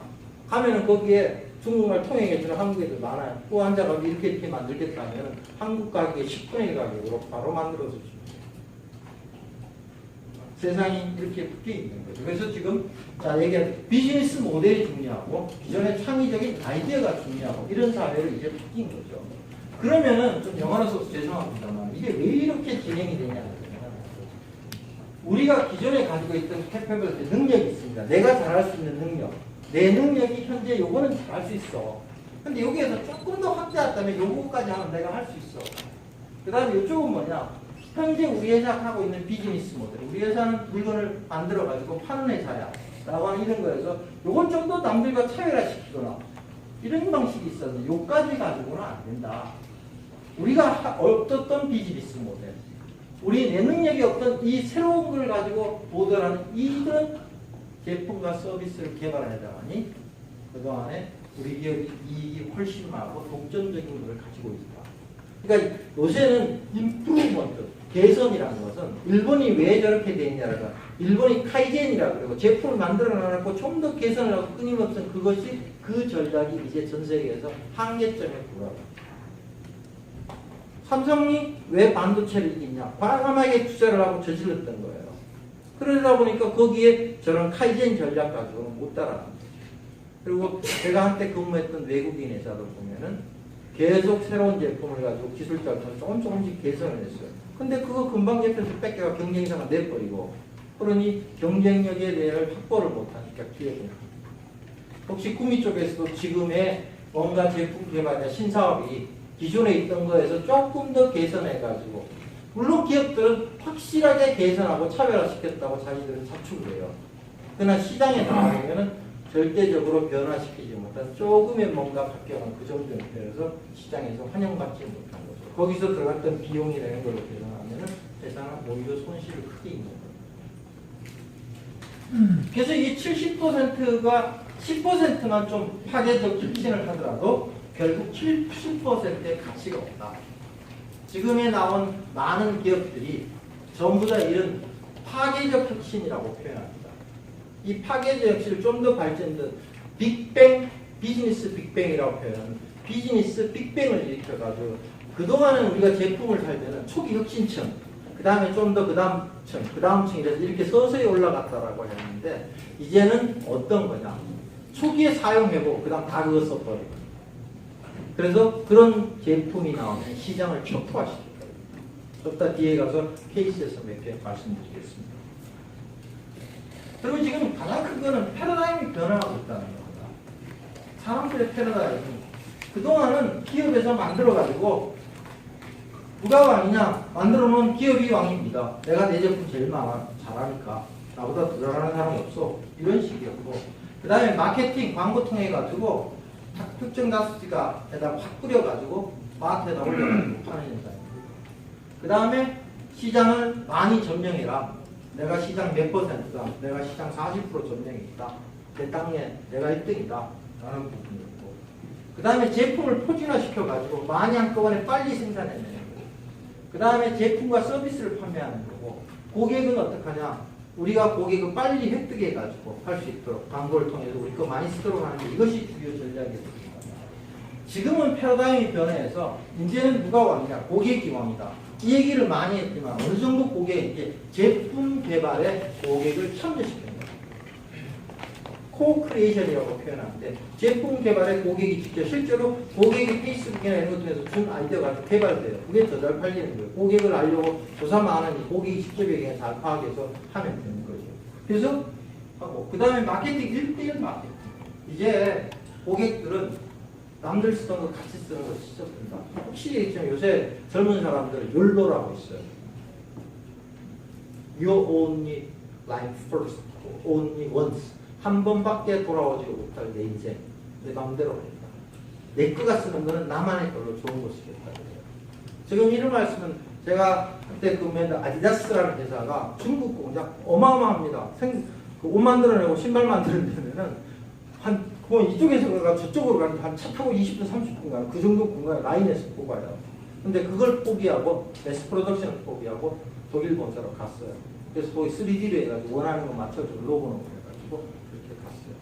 좀 더 4차 산업이 발전하면은 어떤 현상이 되냐면 이제 제 고객인데 제품을 공급하는 공장은 그 고객들이 쓴 20km 내에 있을 거예요. 빨리 신선한 걸 원하며 그 다음에 그 고객이 원하는 니드를 받아가지고 소량으로 생산해주는 방식으로 가지. 지금같이 대량 생산해서 그렇게는 고객들은 싫어한다. 굉장히 그런 수원적인 일이 있습니다. 그 다음에 이제 고객의 뭐를 잡아야 되나? 중요한 건 고객의 마음을 잡아야 돼요. 우리 회사가 마켓에서 40%라도 고객의 마음을 못 잡고 안 돼요. 다음은 개인화와 고객화. 그 고객이 원하는 걸 맞춤 서비스를 해가지고 줘야 돼요. 그리고 지금의 생각, 현대 같은 그런 큰 기업이 있는데 왜 그 기업이 30조밖에 안 되고 우버라는 이상하게 차 한 대 없고 이런 회사가 30조냐 그러는데 이제는 중요한 게 고객이 한 고객이 평생 가지. 우버 쓴 고객을 곱하기 계산해서 그 사람이 그 기업에다가 매출 올려줄 걸 평생 계산할 걸 라이프타임 밸류 훨씬 높더라는 거예요. 자동차 한번 타면 7년, 10년간 안 바꾸니까. 근데 이건 계속 바꿔가지고 계속 그 고객으로 돈이 창출됩니다. 그리고 이제 뭐냐? 요새 많이 얘기하는 고객의 가치와 경험. 이제 제품을 판다는 게 아니라 그 고객인데 어떤 경험을 줄 거냐. 야, 거기 갔더니 기분 좋더라. 그리고 이 제품을 만지더라도 어떤 경험이 있더라. 드론이라는 것이 보면은 그런 가치를 많이 줘요. 이게 제품 보고 사면은 어떻게든 써보거든요. 내가 직접 경험해보는 거예요. 거기에 나는 남들인데 자랑해보고 내가 이거 드론 너보다 잘해 이러면서 그런 가치를 느끼는 거예요. 이제 지금 제품 개발 방식에서 그 제품이 갖고 있는데 어떤 경험을 줄 거냐. 만졌을 때 경험, 사용상의 경험, 이런 경험들이 그 축적돼야지 그 고객. 그래서 지금은 매장에서 경험을 주려고 해요. 매장이 물건 파는 것이 아니에요. 그 고객이 그 매장에 들어서 어떤 경험을 줄 거냐. 그래서 요새는 점원들에게 너무 팔려고 노력하지 마라. 잘 돼서 그 다음에 또 오니까. 그리고 온라인에서 사니까. 이렇게 돼요. 그리고 이제는 고객을 개발하고 유지하고 요 마지막 공부가 중요합니다. 요새 TV 보시면 감동 경영 이런 얘기 있잖아요. 고객 만족 감동 경영 없어졌을 거예요. 한편으로 생각하면 이제 고객 만족 많이 시켰으니까 안 하겠다 그러지만은 만족을 하면 어떡하냐. 영화 좋은 데 가서 감동 받아버리면은 친구들 이제 좋다고 혼자 흐느끼고 혼자 있어요. 그 만족해버리면 얘기를 안 하는 거예요. 요새는 중요한 게 감흥을 줘요. 야, 거기 갔더니 좋더라. 너도 가봐. 그 SNS로 막 보내고 페이스북도 보내고 해야지. 흥을 줘야지 매출액이 일어나지. 감동받아보면 조용하게 있어요. 그래서 요즘 마케팅 활동이랑 모든 활동이 흥을 돋고 있는 거예요. 근데 이게 이제 펀으로 가는 게 아니라 원래 용어는 엔터테인먼트죠. 근데 우리나라에 엔터테인먼트가 알다시피 이 용어가 잘 형성이 안 돼가지고 일본에서 들어오면서 잘못 들어온 것도 있어가지고 원래 용어는 I will entertain you. 나는 너를 즐겁게 해주겠다. 우리 제품을 쓰면서 우리 서비스를 받으면서 이렇게 가는 게 지금 공유라는 개념은 지금 현재는 굉장히 4차 산업에서 중요한 거예요. 그래서 차도 공유해서 쓰고 이런 식으로 쓰는 거죠. 자, 파괴적 혁신이 일어나는 것을 한번 우리 실생활 속에서 보시면요. 자, 처음에 메모리 기억자기 뭔가 기억해 주겠다면 이 카세트 테이프가 있어요. 아마 옛날에 사랑하는 연인이나 어려부터 테이프에 노래 나가가지고 거기다 탁 적여주고 그게 최고였죠. 그거 하나 갖고 지금도 아마 소장용으로 갖고 계실지 모르겠습니다. 그랬던 게 갑자기 얼마 되지도 않아가지고 지금 보신 것 같이 USB라는 메모리 저장 카드로 만들어졌어요. 근데 이것도 요새는 안 쓰고 저도 USB로 담아놓았지만 혹시나 이 자료가 깨질지 몰라서 크라우드 서비스, 네이버 크라우드 서비스 올려놨어요. 못 받으니까. 이제 크라우드 서비스로 다 가는 거예요. 그리고 이때 테이프가 가가지고 소니 워크맨, 제가 일본 출장을 젊었을 때 많이 가면 주위에서 그거 하나 좀 사달라고 해가지고 들고 들어올 때 공항에서 이게 한 18만 원 돼가지고 걸려요. 요새는 30만, 옛날에 15만 원이었어요. 그래서 이리 숨기고 저리 숨기고 동료들하고 많이 사줬거든요. 참 이 회사 호망해지는 거 참 아파요. 그렇게 많이 들렸어요. 근데 이거를 우리나라 기업이 MP3로 딱 담았어요. 그래서 죽은 애플의 스티브 잡스도 세미나 때, 야, 한국 이런 기업이 있냐? 이렇게 멋있고, 그렇게 개발을 했는데, 지금은 어떻게 됐냐? 우리 핸드폰에 음악 막 듣고, 핸드폰 아니라 아이패드라, 패드라 그래서 거기다 듣고, 이제 음악 듣는 방식이 달라져. 이렇게 우리가 기억하고 있는 20, 30년 사이 이렇게 많은 파괴적인 혁신. 파괴적인 혁신이 뭐냐? 이게 나옴으로써 이 앞에 거 없어져요. 저는 이런 측면에서 지금 요번 달 말 다음 초부터 나오고 있는 테슬라 전기차가 상당히 위협적이라고 봐요. 물론 업계에서는 다르게 보는데, 우리가 아이폰 처음 나올 때 KT가 그거 할 때 얼마나 사람들이 저거 미쳤다 저거 애국심도 없고 왜 저걸 가지고 했는데, 반대로 그거 안 했으면은 지금 삼성도 간 거예요. LG 저렇게 힘들어하는 모습 때문에 확 간 거예요. 그나마 그게 들어오니까 보니까 사용자들이 어떻게 했으니까 빨리 개선해서 만들어주고 지금 테슬라가 가지고 들어오는데 그 차에 대해서 너무 무방비한 거죠. 우리나라는 생각은 뭐냐? 전기자동차 기존의 차에다 엔진 전기 바꾸면 돼. 그 기술 우리도 잘해. 이 생각인데 최근에 지금 돌아다닙니다. 돌아서 보면은 웬 차 중간에 이렇게 타면 우리가 데스크방이라 벤치방이라 옆에 이렇게 카세트 노래도 듣고 여기가 컴퓨터만 이만하게 붙어 있어요. 그리고 얘는 우리가 지금 핸드폰에 그 안드로이드 업그레이드 다운받게 돼 있어요. 그렇게 얘는 기존에 봤더니 자동차에다 전기를 붙일 게 아니라 완전히 새로운 IT카로 만들어. 그 안에서 이제 핸드폰도 보고 뭐도 보고 다 할 수 있는 거예요. 이렇게 돼 있고, 그 다음에 또 하나는 미국이나 한국이나 자동차 판매 방식이 딱 두 개가 있어요. 딜러제하고 프랜차이즈. 우리나라 같은 현대자동차가 자동차를 만들어서 현대자동차 판매해서 현대자동차 판매해서 세일즈맨도 현대거만 팔아야 돼. 이렇게 돼 있는 거야. 미국은 딜러제라고 해서 자동차 회사가 다 만들어면은 내가 구미 지역에 딜러 하겠다고 현대 거 놓고 다 나가서 자기가 파는 딜러십이었는데, 얘는 그렇게 하는 게 아니라 이 비싼 고가의 자동차를 인터넷에 올려가지고 야 이거 얼마다 주문해라 인터넷에. 그러니까 어떻게 돼? 유통비가 엄청 큰 거예요. 그래서 한국에 테슬라가 작년에 오픈했을 때 우리나라 돈으로 하면 지금 한 4천만 원 되는 거 150만 원만 넣으면은 사전 예약 반대해가지고 제위 주위에 굉장히 많이 쳤어요. 그래서 지금 테슬라 차 산다고 집어넣어봤자 내년에도 인도가 안 될 거예요.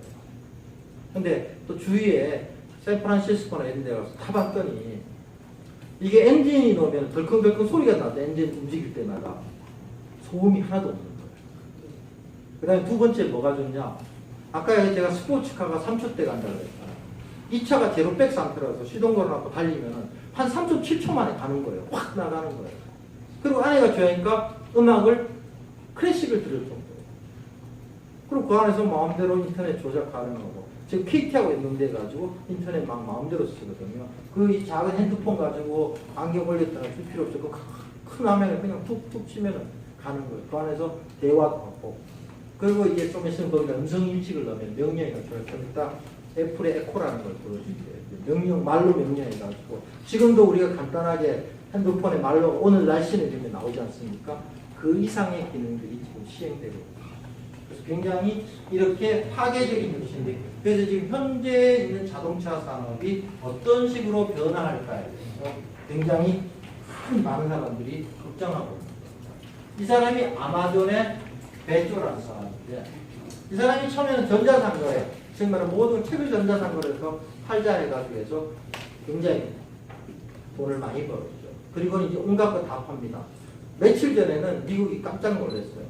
홀푸드라는 식품 만드는 회사, 유기농 식품 만드는 회사를 12조에 인수해버렸어요. 그러니까 이 회사는 모든 걸 인터넷으로 팔겠다 이거예요. 식품까지도 있어요.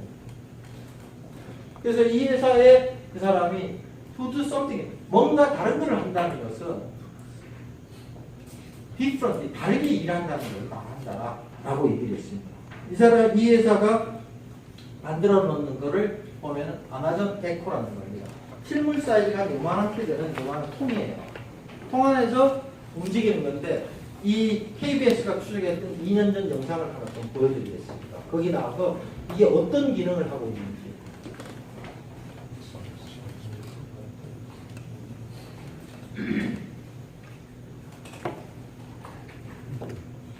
누가 이런 거 만들어서 말하니까 명령해주고 같은 그런 기능입니다. 쉬었다 하죠. 좀 더 이따 떠야 되니까. 한 10분간 쉬겠습니다. 그 천 가지는 뭐냐? 집에 앉아서 우리나라는 이제 카카오 택시로 부르듯이 저쪽에는 미국인 우버라는 거가 야 택시 불러줘. 그 다음에 은행 통장거래도 내가 얼마 정도 하지 못했다.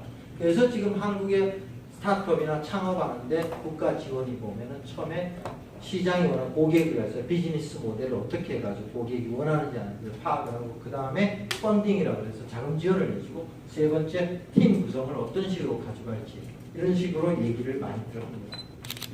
그래서 이 캐즘이라는 게 있어요. 캐즘을 원래 용어로 하면 지형학적인 얘기예요. 두 개 지형학적인 판이 부딪혀가지고 그간의 간극이 생기는 걸 캐즘이라고 그러는데 제품을 처음에 출자 초기 혁신 제품이지만 대중이 쓰기에는 부족하게 해가지고 제품을 바꿔야 되고 이거를 얻는 것이 캐즘인데 대부분의 신상품들이 캐즘을 못 넣더라. 야 저거 혁신적이야 좋아 그랬는데 그 다음 장사는 흐지부지해지더라. 이 원리가 캐즘을 못 넘었다 이거죠. 그래서 이 사업을 하는 데는 한 6가지의 큰 요소가 있더라. 첫 번째, 아이디어가 좋아야 됩니다. 아이디어가 빌빌한 거, 애는 별로에 나가고 아무리 교육시키고 좋은 거 먹여도 좋은 대학 가고 좋게 크기 힘드니까 기존 아이디어가 좀 좋아야 된다. 근데 기본적으로 모든 아이디어는 다 좋아요. 전제는. 네? 좋다고 판단하에 더 좋은 걸 구별해야 되는 거고. 그럼 이 아이디어를 가지고 비즈니스 모델이라고 아까 표현했던 그런 비즈니스 모델을 하나 만들어내야 이게 다 봤더니 사업을 할 정도가 됐고 뭐가 되겠구나라고 봐야 된다. 그 다음에 자금에 대해서 지원을 받아야 됩니다. 옛날 사업 방식은 뭐냐? 자, 내가 힘들게 해가지고 하나하나씩 좀 팔아가면서 만드는데 지금은 그런 방식이에요. 옛날 방식은 제품을 만들고 그 다음에 판로를 개척해가지고 파는 겁니다. 그 중간에 아무것도 없어요. 요새 사업은 뭐냐? 아이디어를 가지고 비즈니스를 모델을 만들어가지고 그 아이디어를 가지고 동네 다니면서 펀딩, 자금 지원을 받아요. 옛날 은행 가서 돈 꾸고 저기 기술 좋다고 신용보증기금 가가지고 기술적 이러면 그 망합니다. 신용보증기금 3년 거치지나 4, 5년 되면 돈 갚는데 그때까지 원금을 갚기가 힘들어요. 그래서 요새는 펀딩이라서 국가돈에서 자금 지원을 받고 그 대신에 내 지분을 좀 주는 거죠. 그래서 그렇게 하고 그 다음에 이제 이걸 가지고 팀을 꾸리고 마케팅을 하고 그래서 판매를 하는 방식으로 진행합니다. 그래서 사람과 좋은 파트너를 만나가지고 그럼 이렇게 진행하는 아이디어가 사업 모델을 만들고 초기 펀딩 인력이 양성되고 영업 마케팅 이제 하는 거예요. 처음부터 영업 마케팅 할 필요 없는 거예요. 준비도 안 되는데 그러면은 아이디어가 사업 모델이 되면 프로덕트 제품이나 서비스의 리스크를 피할 수가 있고 두 번째 인력 좋은 인력을 가지고 운영을 잘하면은 운영 리스크를 피할 수 있고 자금이 좀 튼튼하고 매출 수익이 되면은 펀딩 리스크가 줄어듭니다. 그러니까 세 가지 리스크를 피해야 돼요. 그걸 미리 사전에 준비를 하는 거죠. 기업에서 신사업을 개발하는 회사에서 지원을 해주죠. 이 돈 전체하고 조직을. 그러다 보니까 생각의 사고가 좀 긴장감이 드물어지는 거예요. 그리고 지금 패러다임은 이렇게 융합해가지고 혼자서 하면 안 됩니다. 지금 보면 비즈니스, 디자인, 개발 이 세 개가 각각의 자융합적으로 어울려야 됩니다. 물론 지금도 제품이 그렇게 하는 시제품을 만들어 신사업이랑 같이 어울리는 건 사실입니다만 그전에는 마케팅한다, 신사업 기획을 한다는 사람이 앞에 선두적으로 서가지고 리딩을 하나가지고 이끌어가는 방식이라면 지금은 이 세 개가 공통한 관계로 같이 역할을 하고 의견도 주고 하는 팀플레이 형태로 진행합니다. 우리는 그동안 교육을 이렇게 서가지고 앞에서 일반적인 사람이 지식을 전달하면 그걸 열심히 받아들고 이런 형태였지만 지금의 제가 여기서는 어쩔 수 없이 성공에 있었는데 일자를 뒤집어요. 팀플이 누렇게 나와요. 그렇게 나서 뒤로 두고 앞으로 보고 걸어도 다니고 이렇게 자연스럽게 들어야 되는데 오늘 많은 걸 전달해봤자 솔직히 몇 개 안 들어가요. 내가 원하는 것만 줬거든요. 크게 되면. 그 몇 개를 전달하는 건데 이렇게 일방적으로 막 주입을 시키는 거죠. 얼굴 보면서 저 사람이 눈을 뜨고 있냐 안 자고 있냐 그거가 생각하는데 이렇게 이 패러다임 이런 거를 같이 해야 된다 이렇게 바뀐 겁니다. 근데 그 패러다임 방식의 비즈니스는 아까 제가 gesagt 린스타트 방식으로 해야 된다. 우리나라 학교 교육에는 아예 채택이 안 됐어요. 근데 많은 기업뿐만 아니라 학교에 산학협력재단에 제가 강의를 하러 가요. 서울에 있는 서울대는 제가 알아, 딴데 연대도 가고 강원대도 가고 이제 경북의 구미공대도 몇 번 왔었습니다. 이런 데까지 해가지고 린스타트 방식인 거고 이렇게 해가지고 이런 거를 가르치고 그다음에 두 번째가 디자인. 우리는 그동안 참 이 좋은 디자이너들을 잘못 만들었어요. 우리나라에 혹시 자녀 중에 디자인하고 계시는 거였는데 우리나라는 디자인이 어떻게 어릴 때 사생대에 나서 그림 잘 그리면은 걔는 영문도 모르고 그냥 그 다음에 예술가로 가는 거예요. 그 얘는 이 디자인이 어떤 세상인지 모르는 거예요. 혹시 자녀분 중에 계시면은 오해는 듣지 마시고요. 우리나라 디자이너가 한국에서 살기 얼마나 힘들냐면요. 유럽의 나라 수가 수십 개 나라가 돼요. 유럽 나라 수십 개에서 1년에 배출되는 디자이너 숫자하고 한국하고 똑같아요. 근데 우리가 기업에서 디자이너 한 기업에 디자인 팀 그래서 1년에 매일력 2,500명인데 한 명도 안 뽑을 때가 있어요. 디자인은 전문직이라서 디자인 팀만 가야 돼요. 왜? 우리나라 디자인 교육은 뭘 만들었냐? 심미적인 요소, 요 모양을 좀 더 이쁘게, 예? 이걸 좀 더 사용하기 좋게 이렇게만 가르칠 거예요. 그러니까 디자이너는 처음부터 보면은 갑이 요구하는 걸 의리해주는 사회가 돼 있어요.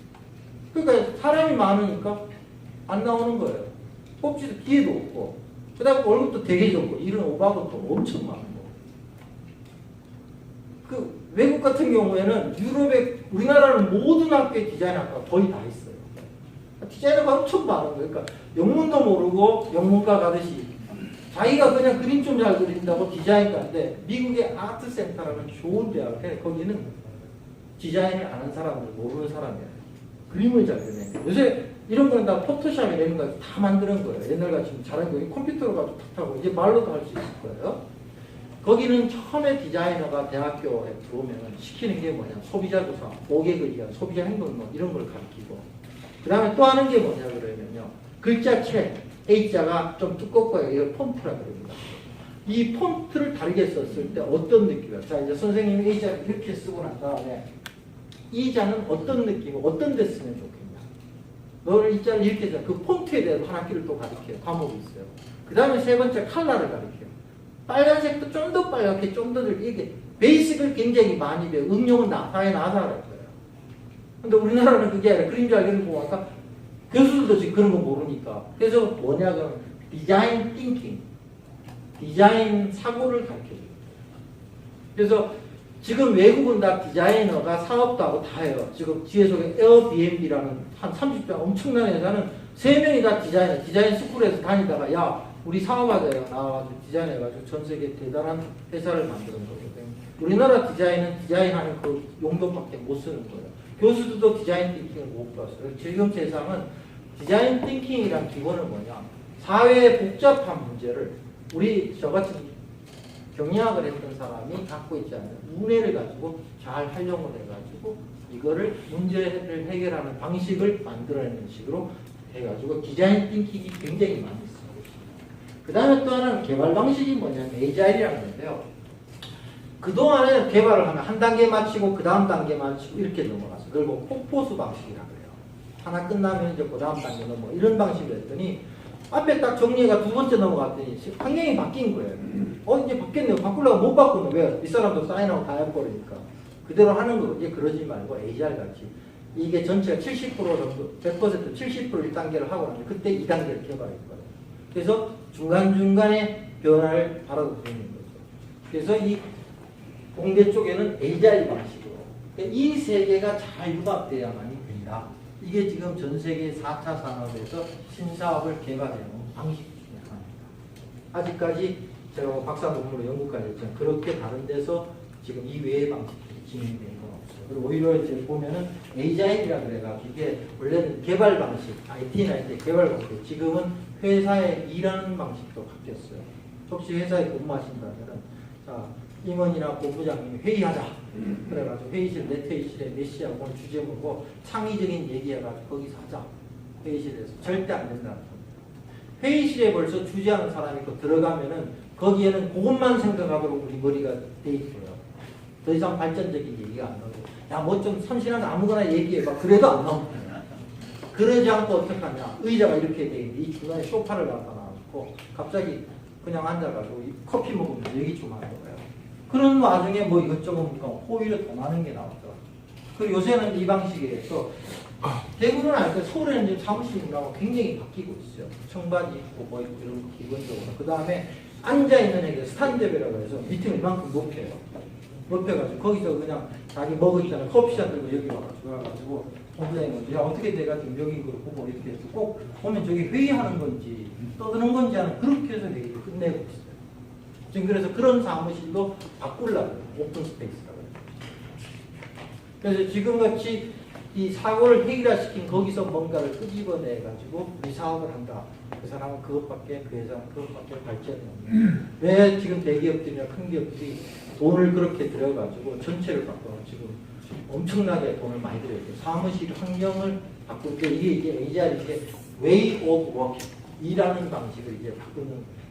그러니까 환경을 먼저 바꿔주고 조직 문화에서 직급을 부르는 걸 좀 없애고.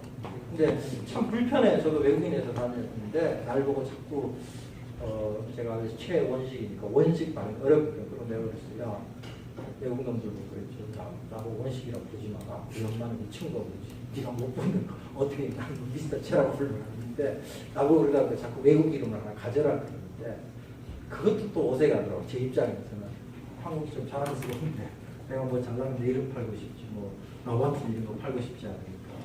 그래서 이런 일하는 방식을 지금 바꾸고 있어. 혹시 회사를 경영하시는 분이 있거나 한다라면 저는 지금의 기존의 사무실 환경 못지않게 그냥 요거보다 조금 사무실에 앉아가지고 거기서 자기 일할 때는 거기서 아니면 소파에 앉아가지고 얘기하고. 그리고 지금 IBM 같은 경우 전체 직원 중에 70%만 자리가 있어요. 지 자리가 아니야. 들어가야 라카룸에다 라카에 놓고 들어가가지고 아무 책상에 앉는 거예요. 컴퓨터 놓고 컴퓨터 빼고 그런 식으로 지금 제가 이제 KT도 그렇습니다. KT는 좀 처음에 의도가 조금 나빴죠. 나이 나시고 늙지 자리 없어가지고 좀 빼내려고 그랬는데 어쨌든 뭐 그렇게 됐어. 누가 가서 컴퓨터를 가서 거기 앉아가지고 쓰고 있고 자기 자리라는 게 없어지고 이렇게 내 스페이스 혼자 이렇게 벽 보고 앉는 게 아니라 오픈돼가지고 같이 보면서 일하는 모습 볼 수 있고 그런 식으로 이제 아마 한번 나중에 서울 오실 게 있으면 그런 사무실 한번 보시더라 놀라지 마시고 지금 전 세계적으로 그렇게 이렇게 새로운 패러다임으로 일하는 방식, 그다음 일하는 환경 이런 것들이 지금 바뀌어 들어가고 있습니다. 그리고 이제 저 이거를 하는데 사업을 하거나 창업을 하는데 이런 정신이 없으면 안 된다. 기업가 정신. 우리나라가 그동안 이거에 대해서 너무 등한시한 거예요. 사업을 왜 하는지.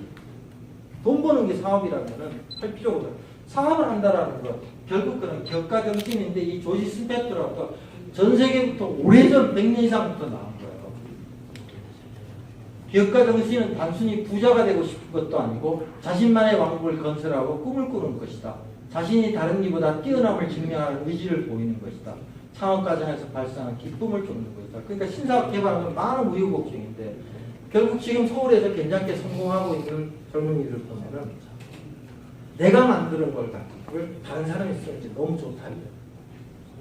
그러면서 이게 많이 깔려서 내가 남보다 우위를 입증받는 거 이게 즐겁다는 거예요.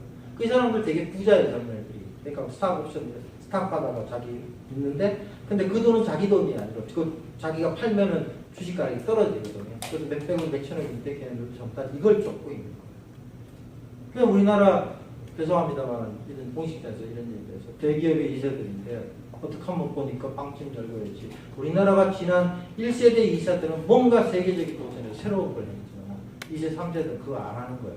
주어진 거에서 뭐 할 거 보니까 눈에 보이는 거는 외국 가서 갔던 빵집하고 외식 사업들하고 그래갖고 와인 팔고 먹고 다 국가 발전은 전혀 상관이 없는 비즈니스. 그러니까 국가는 이렇게 쪼그러들어버려요. 그거를 빨리 국가가 이런 기업가 정신이나 2세들에게 그런 교육을 시켰으면 지금 이렇게 잡아놓아가지고 교도소 가서 수양하고 돌아오고 이러지는 않아요. 아주 불행한 거죠. 그래서 이 기업가 정신이 상당히 사업을 하거나 신사업을 하는데 그럼 왜 우리 사업을 해야 되냐는 거죠. 기업체에 대해서 제가 가서 신사업을 하는데 우리나라 기업에서 대부분 신사업을 하면 완전히 망하거나 완전히 두 개 중에 하나예요.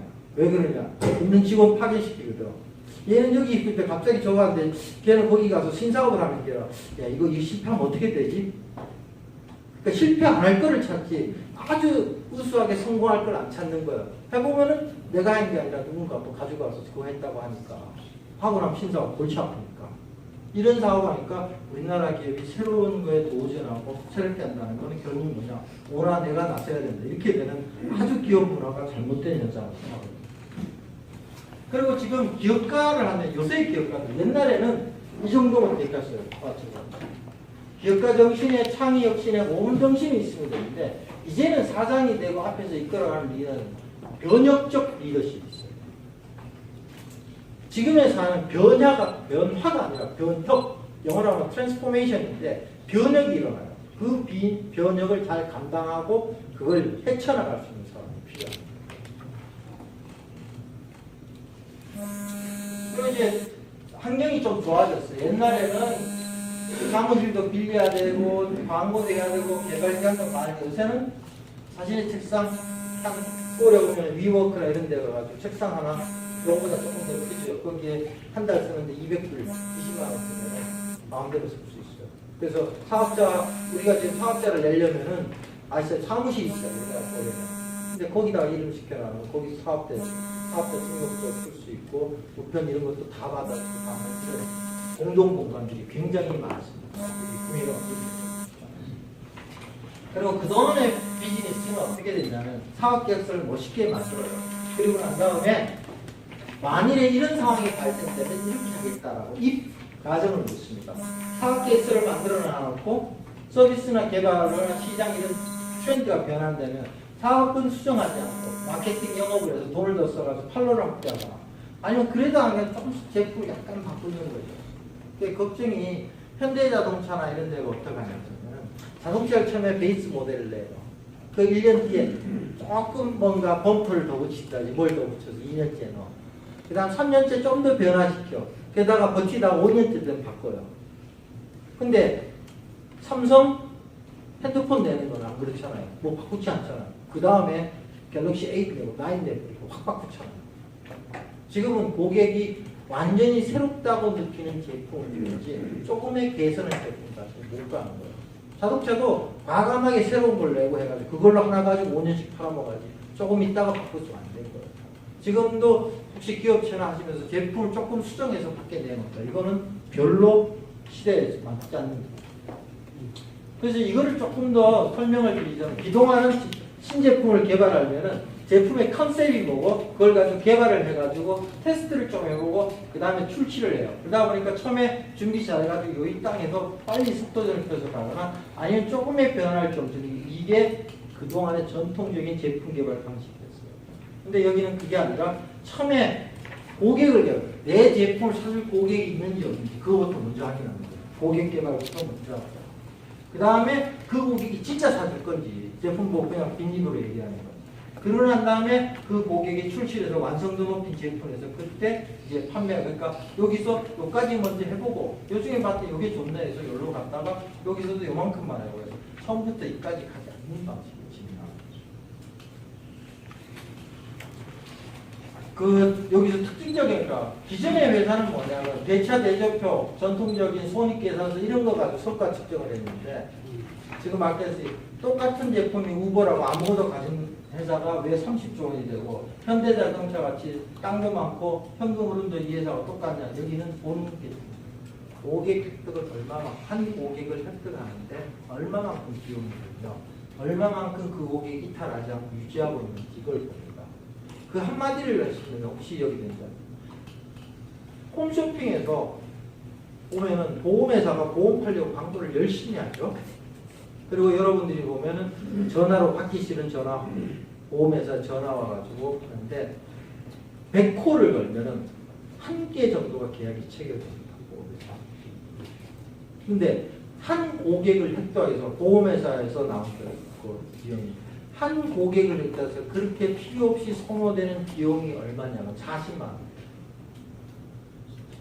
그러니까 고객 하나를 획득하기 위해서 40만 원이면 그 40만 원 곱하기 해서 고객 수가 얼마나 떠서 그 기업의 가치가 그대로 결정나는 거예요. 대차 대조가가 한 고객을 확보해서 그 고객 20년간 무지에 붙여준다면 그 곱하기 20억 딱 나옵니다. 그래서 지금의 회사의 자산 가치 비법도 많이 틀립니다. 그리고 이 스타트업이나 이 두 사람이 이런 것들에 대해서 새로운 방식, 린 스타트업이라는 방식을 창시했고요. 그래서 이제 린 스타트업이 뭐냐? 학문적으로 정의된 건 없습니다. 린 생산 방식과 디자인 중심사, 고객 개발, 에이자일 이런 것들이 합쳐진 거다. 이렇게 해가지고 하고 이 사람들이 한국에 세미나를 하려고 한번 불렀더니 거의 뭐 저기 유명한 대가 수준, 그 노벨상 받은 수준 정도 2만 불을 주고 왔다. 2만 불에 퍼스트 클래스에 뭐 호텔도 어쩌고 저쩌고 해서 그 돈 될 사람이 없어가지고 잠시 행사를 취소하고 있습니다. 그리고 미국서 샌프란시스코에서 1년에 한 번씩 큰 세미나를 하는데 입장료가 350만 원. 그것도 6개월 전에 부킹 안 하고 한 3,000명이 들어갑니다. 뒷부분에 이론적인 부분은 왜 이렇게 진행하는 비즈니스 모델, 우리가 사업을 한다 그러면 굉장히 많은 걸 생각하게 됩니다. 야, 이거 유통을 어떻게 하지? 뭐 유통은 지금 마트에다 싣고 어디다 줄까? 그 다음에 이거 저작권 어떻게 할까? 이거 과연 돈을 미리 받을까? 공짜로 먼저 풀었다가 할까? 이런 많은 것들을 생각하게 되는 이거를 비즈니스 모델, 사업계획서는 비즈니스 모델의 정의가 경향적으로 되게 많은데 이렇게 간단하게 일반인이 알 수 있도록 학자가 정의합니다.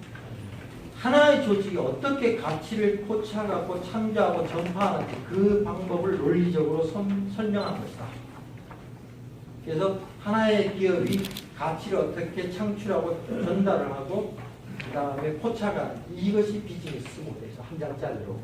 그래서 지금 한전의 가치를 어떻게 하냐 이게 뭐냐 그러면은 옛날에 미국에서 자동차는 저런 거였어요. 마차 뒤에 사람 타고 다니는. 근데 그동안에 자동차를 어떻게 개선할까라고 생각했는데 헨리 포드는 이 자동차의 가치를 갖고 이 자동차를 가지고 여기다 생각을 해서 마차를 조금 더 말을 좀 잘 달리게 튼튼한 놈을 갖고 2마리 할까 3마리 집어넣어 잘 달리게 하고 아니면 앉는 시트를 좀 더 나가고 이렇게 표현했지. 헨리 포드는 이 사람은 완전히 다르게서 이런 틱하라고 마우스하고 이런 걸 만들었어요. 이 사람은 고객이 이제 다른 가치를 준 거예요. 지금 애플의 스티브 잡스가 굉장히 시대를 앞서가 다른 거지만 1900년, 1800년대 헨리 포드는 다른 거예요. 이 사람은 이걸 만들어서 했어요. 그래서 이 사람이 만들기 전에 만들어 가지고 있을 때 미국에는 자동차 만든다고 라는 데가 300개 정도가 있습니다. 그 300개 중에 한 30년 동안에 3개 회사로 합쳐진 거예요. 그게 이 티카 헨리 포드 밑으로 들어가고 요새 우리나라도 와 있지만 대우 GM하고 좀 GM 제너럴 모터스 거기에 300개 중에 가장 많은 기업이 그 밑으로 들어갔어요. 그 다음에 크라이슬러는 회사하고 이 3개로 딱 합쳐지는데 300년, 30년 만에 다 합쳐집니다. 그래서 원래 처음에 시작하면 우후죽순기로 막 생기다가 옥색거리가 일어나면은 그 다음에 하나로 됐잖아요. 우리나라도 다음 네이버 뭔가 그 다 있다가 지금은 네이버로 끝나버렸어요. 지금도 앱 만들고 뭐하고 많이 하지만 조금 있으면 한국에 결정난다. 누가 거기서 옥색거리를 하느냐. 그러다 보니까 쿠팡하고 티켓몬스터 이런 데가 매출액보다 더 많은 광고비를 쓰고 적자가 지금 회사 매출액 5천억, 6천억 원인데 적자가 조단위거든요. 한예를 이제 쿠팡 같은 데는 황당한 건데 손정희가 그 투자의 기재가 쿠팡에다가 딱 1조 3천억을 현금으로 투자를 했어요. 3년 전인가 그때 와 조단위를 투자를 해 난리가 났었어요. 근데 작년에 딱 했더니 손정희가 투자한 1조 3천억만큼 딱 적자를 할 거예요. 그러니까 쿠팡의 사장은 지도 안 들이고 손정희 돈을 거쳐가지고 싹 사업을 한 거예요. 그래서 손정희는 또 어떻게 해요? 지금 1조 3천억 잃었는데 돈 있는 사람이 손 털고 못 나오잖아요. 또 투자를 또 하는 거예요. 한 뭐 2조 정도 투자하면 살려보겠다고 이제 반대가 된 거예요. 투자금을 물려가지고. 지금 그 딜을 지금 하고 있나 봐. 그렇게 될 것 같아요. 그래서 그걸 보고 난 다음에 돈을 지불해 주는 게 아니라 내가 몇 개 사겠다 그래서 바트라고 몇 바트라고 바트라고 그래가지고 해주로 해서 그걸 사겠다는 사람이 10억을 한 거예요. 10억 원어치 6개월 만에 사준 거죠. 그래서 처음에 이제 올리기 전에 저녁 8시쯤에 저에게 전화 와서 한 5천만 원 목표로 하고 있습니다. 그런데 자고 일어나서 그 다음 아침 9시 출근할 때 보니까 벌써 7천만 원 올라가더라고요. 저게 얼마까지 올라가는데 예자가 결국에는 10억 바트, 10억 원어치 누가 살 거지. 여러 사람들이 조금씩. 하나가 180불입니다. 한 사람이면 쓸모도 없는데 이렇게 수준께 살까 이렇게 샀는데 그 10억이 퀵스타트라고 전 세계 최고로 크라우드 펀딩 하는 거예요. 그런데 그게 상위 1% 들어가요. 그래서 한국 최초로 해서 그러다 보니까 뭐 조선일보 메인신문 다 광고해주죠. 그러다 보니까 여기에 투자 좀 하겠다고 하이마트에서 우리가 저거 팔겠다고 연락을 그러는데 이 생각에 5천만 원 만들고 뭐 공장도 없이 사람 2-3명이 앉아서 수고하고 있는데 만드느라고 6개월 동안 전화통화하고 계속 만들기만 했어요. 그래서 만들고 있는 거고 지금은 샤오미가 이제 또 그 똑똑한 놈들이 그런 배터리 내가 4만 원에 파니까 모양은 좋고 다 좋은데 좀 힘든 거죠. 그렇게 해서 또 바뀌어가는 예측 불가능합니다. 그리고 이 사람들을 앞지른 한국의 사람들이 아까 제가 인원들에게요. 나가자마자 15 컨테이너 나갔어요. 아마 한국인으로서는 동양인으로서 거의 최고 기록이었어요. 그러니까 그것들이 0.5% 안에 되는 거죠. 그래서 지금 우리가 산업이 약간의 우리 한국이 중국에도 져지고 있으면 이렇게 젊은 사람들이 새로운 비즈니스 가지고 세계에 도전해가지고 또 하는 것도 있다고 그러시고 있습니다. 그래서 그런 문제는 조금 이제 좀 협회에서 잘 하실 건데 저는 마지막으로 구미가 안 그래도 이거 주관하면서 그래도 집밖에 갔는데 구미 지역에 뭔가 얘기를 해줘야 돼. 그래가지고 구미 지역이 조사에는 조사 결과치를 좀 봤습니다. 그러니까 드론이랑 괜찮은 아이템이 어려운 건 사실 중국이 너무나 발전돼가지고 가격적으로 그렇지만은 한 명만 존재하지 않고 중국은 아직까지 우리하고 어떤 관계에서 프로가 있고 아직까지 한국이 중국과 패션을 이기고 있습니다. 근데 딱 하나가 있어요. 중국의 사람도 인정하고 요번에 중국이 광교 패션쇼를 한다고 시진핑이 주관하네 돈을 엄청 벌었어요. 앞으로 밀라노같이 10대 들어가겠다고 해가지고 유명한 사람 다 보고 한국은 또 이상봉 씨가 아주 자존심 있게 마지막에 평창을 설명해서 여기 마지막에서 그 지금 사드 사태 나는데 거기다가 태극기를 엄청 큰 데가 태극기를 확 풀어가지고 평창으로 해가지고 뭐 강국받고 했는데 거기서도 100명의 초대가 한국 신진 디자이너 20명을 초대했어요. 네. 중국이 죽어도 못 따라온 2%라고 있어요. 우리 한국 디자이너, 패션 디자이너들이 같은 빨간색을 했는데 중국 애들하고 이렇게 틀린 거예요. 아직 한국 사람들이 그걸 뭐라고 표현은 못하지만 외국의 삼성을 많이 연구해요. 아무리 봐도 반도체를 저렇게 만들어내고 1등할 수 있는 없는 회사인데 저기 하고 있으니까 궁금한데 한국이 아직까지 중국에 해당하는 뭔가가 모를 2%를 우리를 점하고 있어요. 그런데 그게 10년 이상은 안 간다. 5년 정도 10년 사이에 결국 그 전에 뭔가 준비해야 된다. 이런 생각이고 한번 같이 와서 만나볼 수 있는 기회도 될 것도 드론이랑 좋은 아이템까지 봤으니까 잘 해가지고 다음에 뵐때 구미가 메카다가 이렇게 좋을 것 같습니다. 강의 늦게까지 들어주셔서 감사합니다. 예, 감사합니다. 자, 파이팅 한번 합시다. 하나, 둘, 셋. 파이팅! 좋아요. 오, 예. 그 양복 한 옷들이 단추 걸러 볼래요? 오케이. 드시고. 세미나에 초대받게 돼서 감사드립니다. 이렇게 4차 산업혁명과 스카이드론과 연결시킬 수 있는 기회를 제공해서 매우 고맙고요. 그리고 또 하나는 구미가 향후 드론의 메카로서 클 수 있는 좋은 기회이기 때문에 더더욱 영광으로 생각합니다. 앞으로 무한한 발전이 기대됩니다. 해결할 수 있는 부분이 있습니다. 그래서 그런 부분이 좀 있어야 될 것으로 저는 생각되고 그것이 또 4차 산업이라고 굳이 표현하기에는 어떨지 모르겠지만 뭔가 이 시대에 맞게끔 조사 기법이라고 생각합니다. 또 그리고는 또 다른 오픈 서베이라 그래서 진짜 최종 판결을 하기 전에 조사는 원래 보면은 전체적인 흐름 트렌드를 보는 것입니다. 지금 우리나라는 마치 몇 퍼센트를 맞췄냐 안 맞냐인데 트렌드가 어떻게 가는가는 중간중간에 간헐적인 조사로서 모바일로서 조사하는 오픈 서베이라 그래가지고 모바일 조사하는 방법들이 있습니다. 그래서 그런 것들이 같이 병행돼서 전반적인 선거의 트렌드를 예측하는 것이 올바르다고 생각합니다. 이거는 이제 대선에서 구글 트렌드하고 그다음에 이제 각종 그 네이버 다음 그 구글의 이제 그 대선 후보 검색수 명에서 그 검색률하고 트렌드하고 거의 맞아떨어지는 경향을 보였거든요. 앞으로 이제 굳이 그 사전에 뭐 합법적인 선거 여론조사 말고도 그런 이제 빅데이터 기반해서 사실 선거조사 없이도 이제 뭔가 데이터가 예측될 수 있는 그런 세상이 온 것 같습니다. 네, 맞습니다. 충분히 그동안에 우리가 그 빅데이터나 이런 것들이 실질적으로는 사회 여론조사나 선거 관련돼서 개발되거나 활용도를 위해서 만들어진 것은 아니거든요. 네. 이제 4차 산업이 본격화되면서 활용도랄지 명확화되면 그 목적에 맞춘다면 아마 우리의 여론 추세는 많이 좋아질 것입니다. 한 예를 들자면 지금 텔레콤 회사들이 지금 옛날 같은 조사비 총괄을 더 많이 쓰고 있습니다.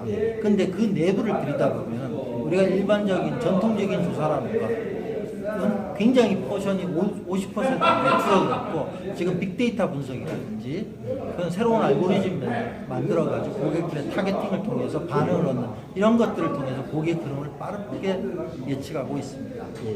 그리고 이제 박사님께서 이제 린 스타트업 회사를 운영하고 계시는 걸로 알고 있는데요.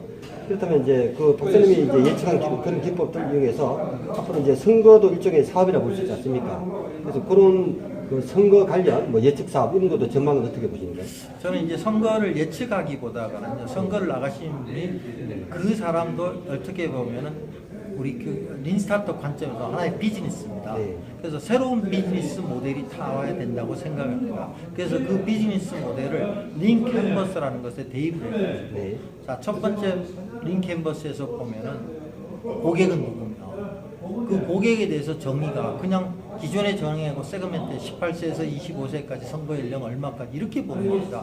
그 고객이 지금 나를 통해 가지고 우리 시나 군이나 도에서 원하는 게 무엇이고 어떤 부분이 진짜로 아파하는지 페인 포인트라고 얘기하고 그런 것들을 잡아내가지고 그걸 어떤 방식으로 해결해야 되는지 그리고 그 해결책을 가지고 나는 고객에게 어떤 슬로건, 정말 가치 제안을 해줄 건지 라는 것에서 어필을 해야 된다고 생각합니다. 이미 이런 방식은 미국에서도 보면은 트럼프 대통령이 왜 되지? 저게 문제점이야?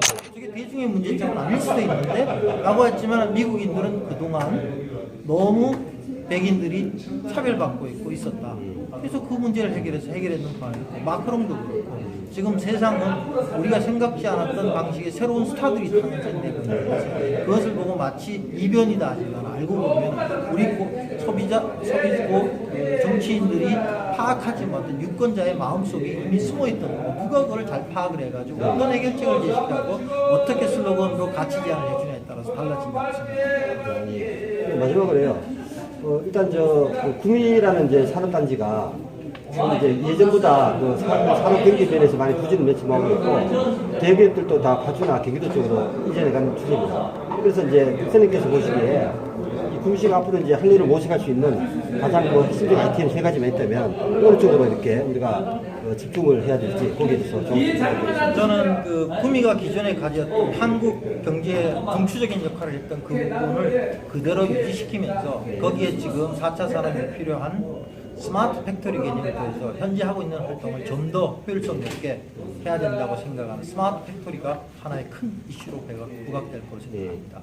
그리고는 이것마저는 지금 현재 더 확대시키기 힘드니 그 다음에 새로운 신부가적인 사치를 추가시켜야 되는데 그 중에 하나가 지금 드론이라는 것도 하나의 드론을 단순하게 기기 만드는 게 아니라 드론 자체는 하나의 산업이고 그 사회의 현상입니다. 드론을 갖다 놓으면 결국에는 생산을 할 수 있는 제조 설비가 있기 때문에 거기에서 빠졌고 그 다음에 그 운전하는 드론 조종사들이 지금 앞으로 미래에 각각나는 비즈니스입니다. 그 다음에 세 번째는 드론을 통해 가지고 엔터테인먼트 파크같이 드론 경기도 하려고 할 수 있는 메카로 풀 수 있기 때문에 드론이 하나의 큰 이슈입니다. 또 한 가지 보면은 이거는 새롭게 해야 되겠지만 역시 전체적으로는 사물 인터넷이라는 것이 하나의 큰 대두가 되고 있습니다. 예. 이 사물 인터넷을 공장에서 나오는 것들하고 어떻게 인터넷으로 인터페이스 시켜가지고 우리 생활을 인터갈 수 있는가 이런 부분을 하나를 더 잡을 수 있다고 생각하죠. 그런데 이제 제 생각에는 3개 보다가는 지금 2개 정도에서 하나의 기존 사업은 스마트 팩토리, 또 하나는 드론 사업을 하나의 메카로서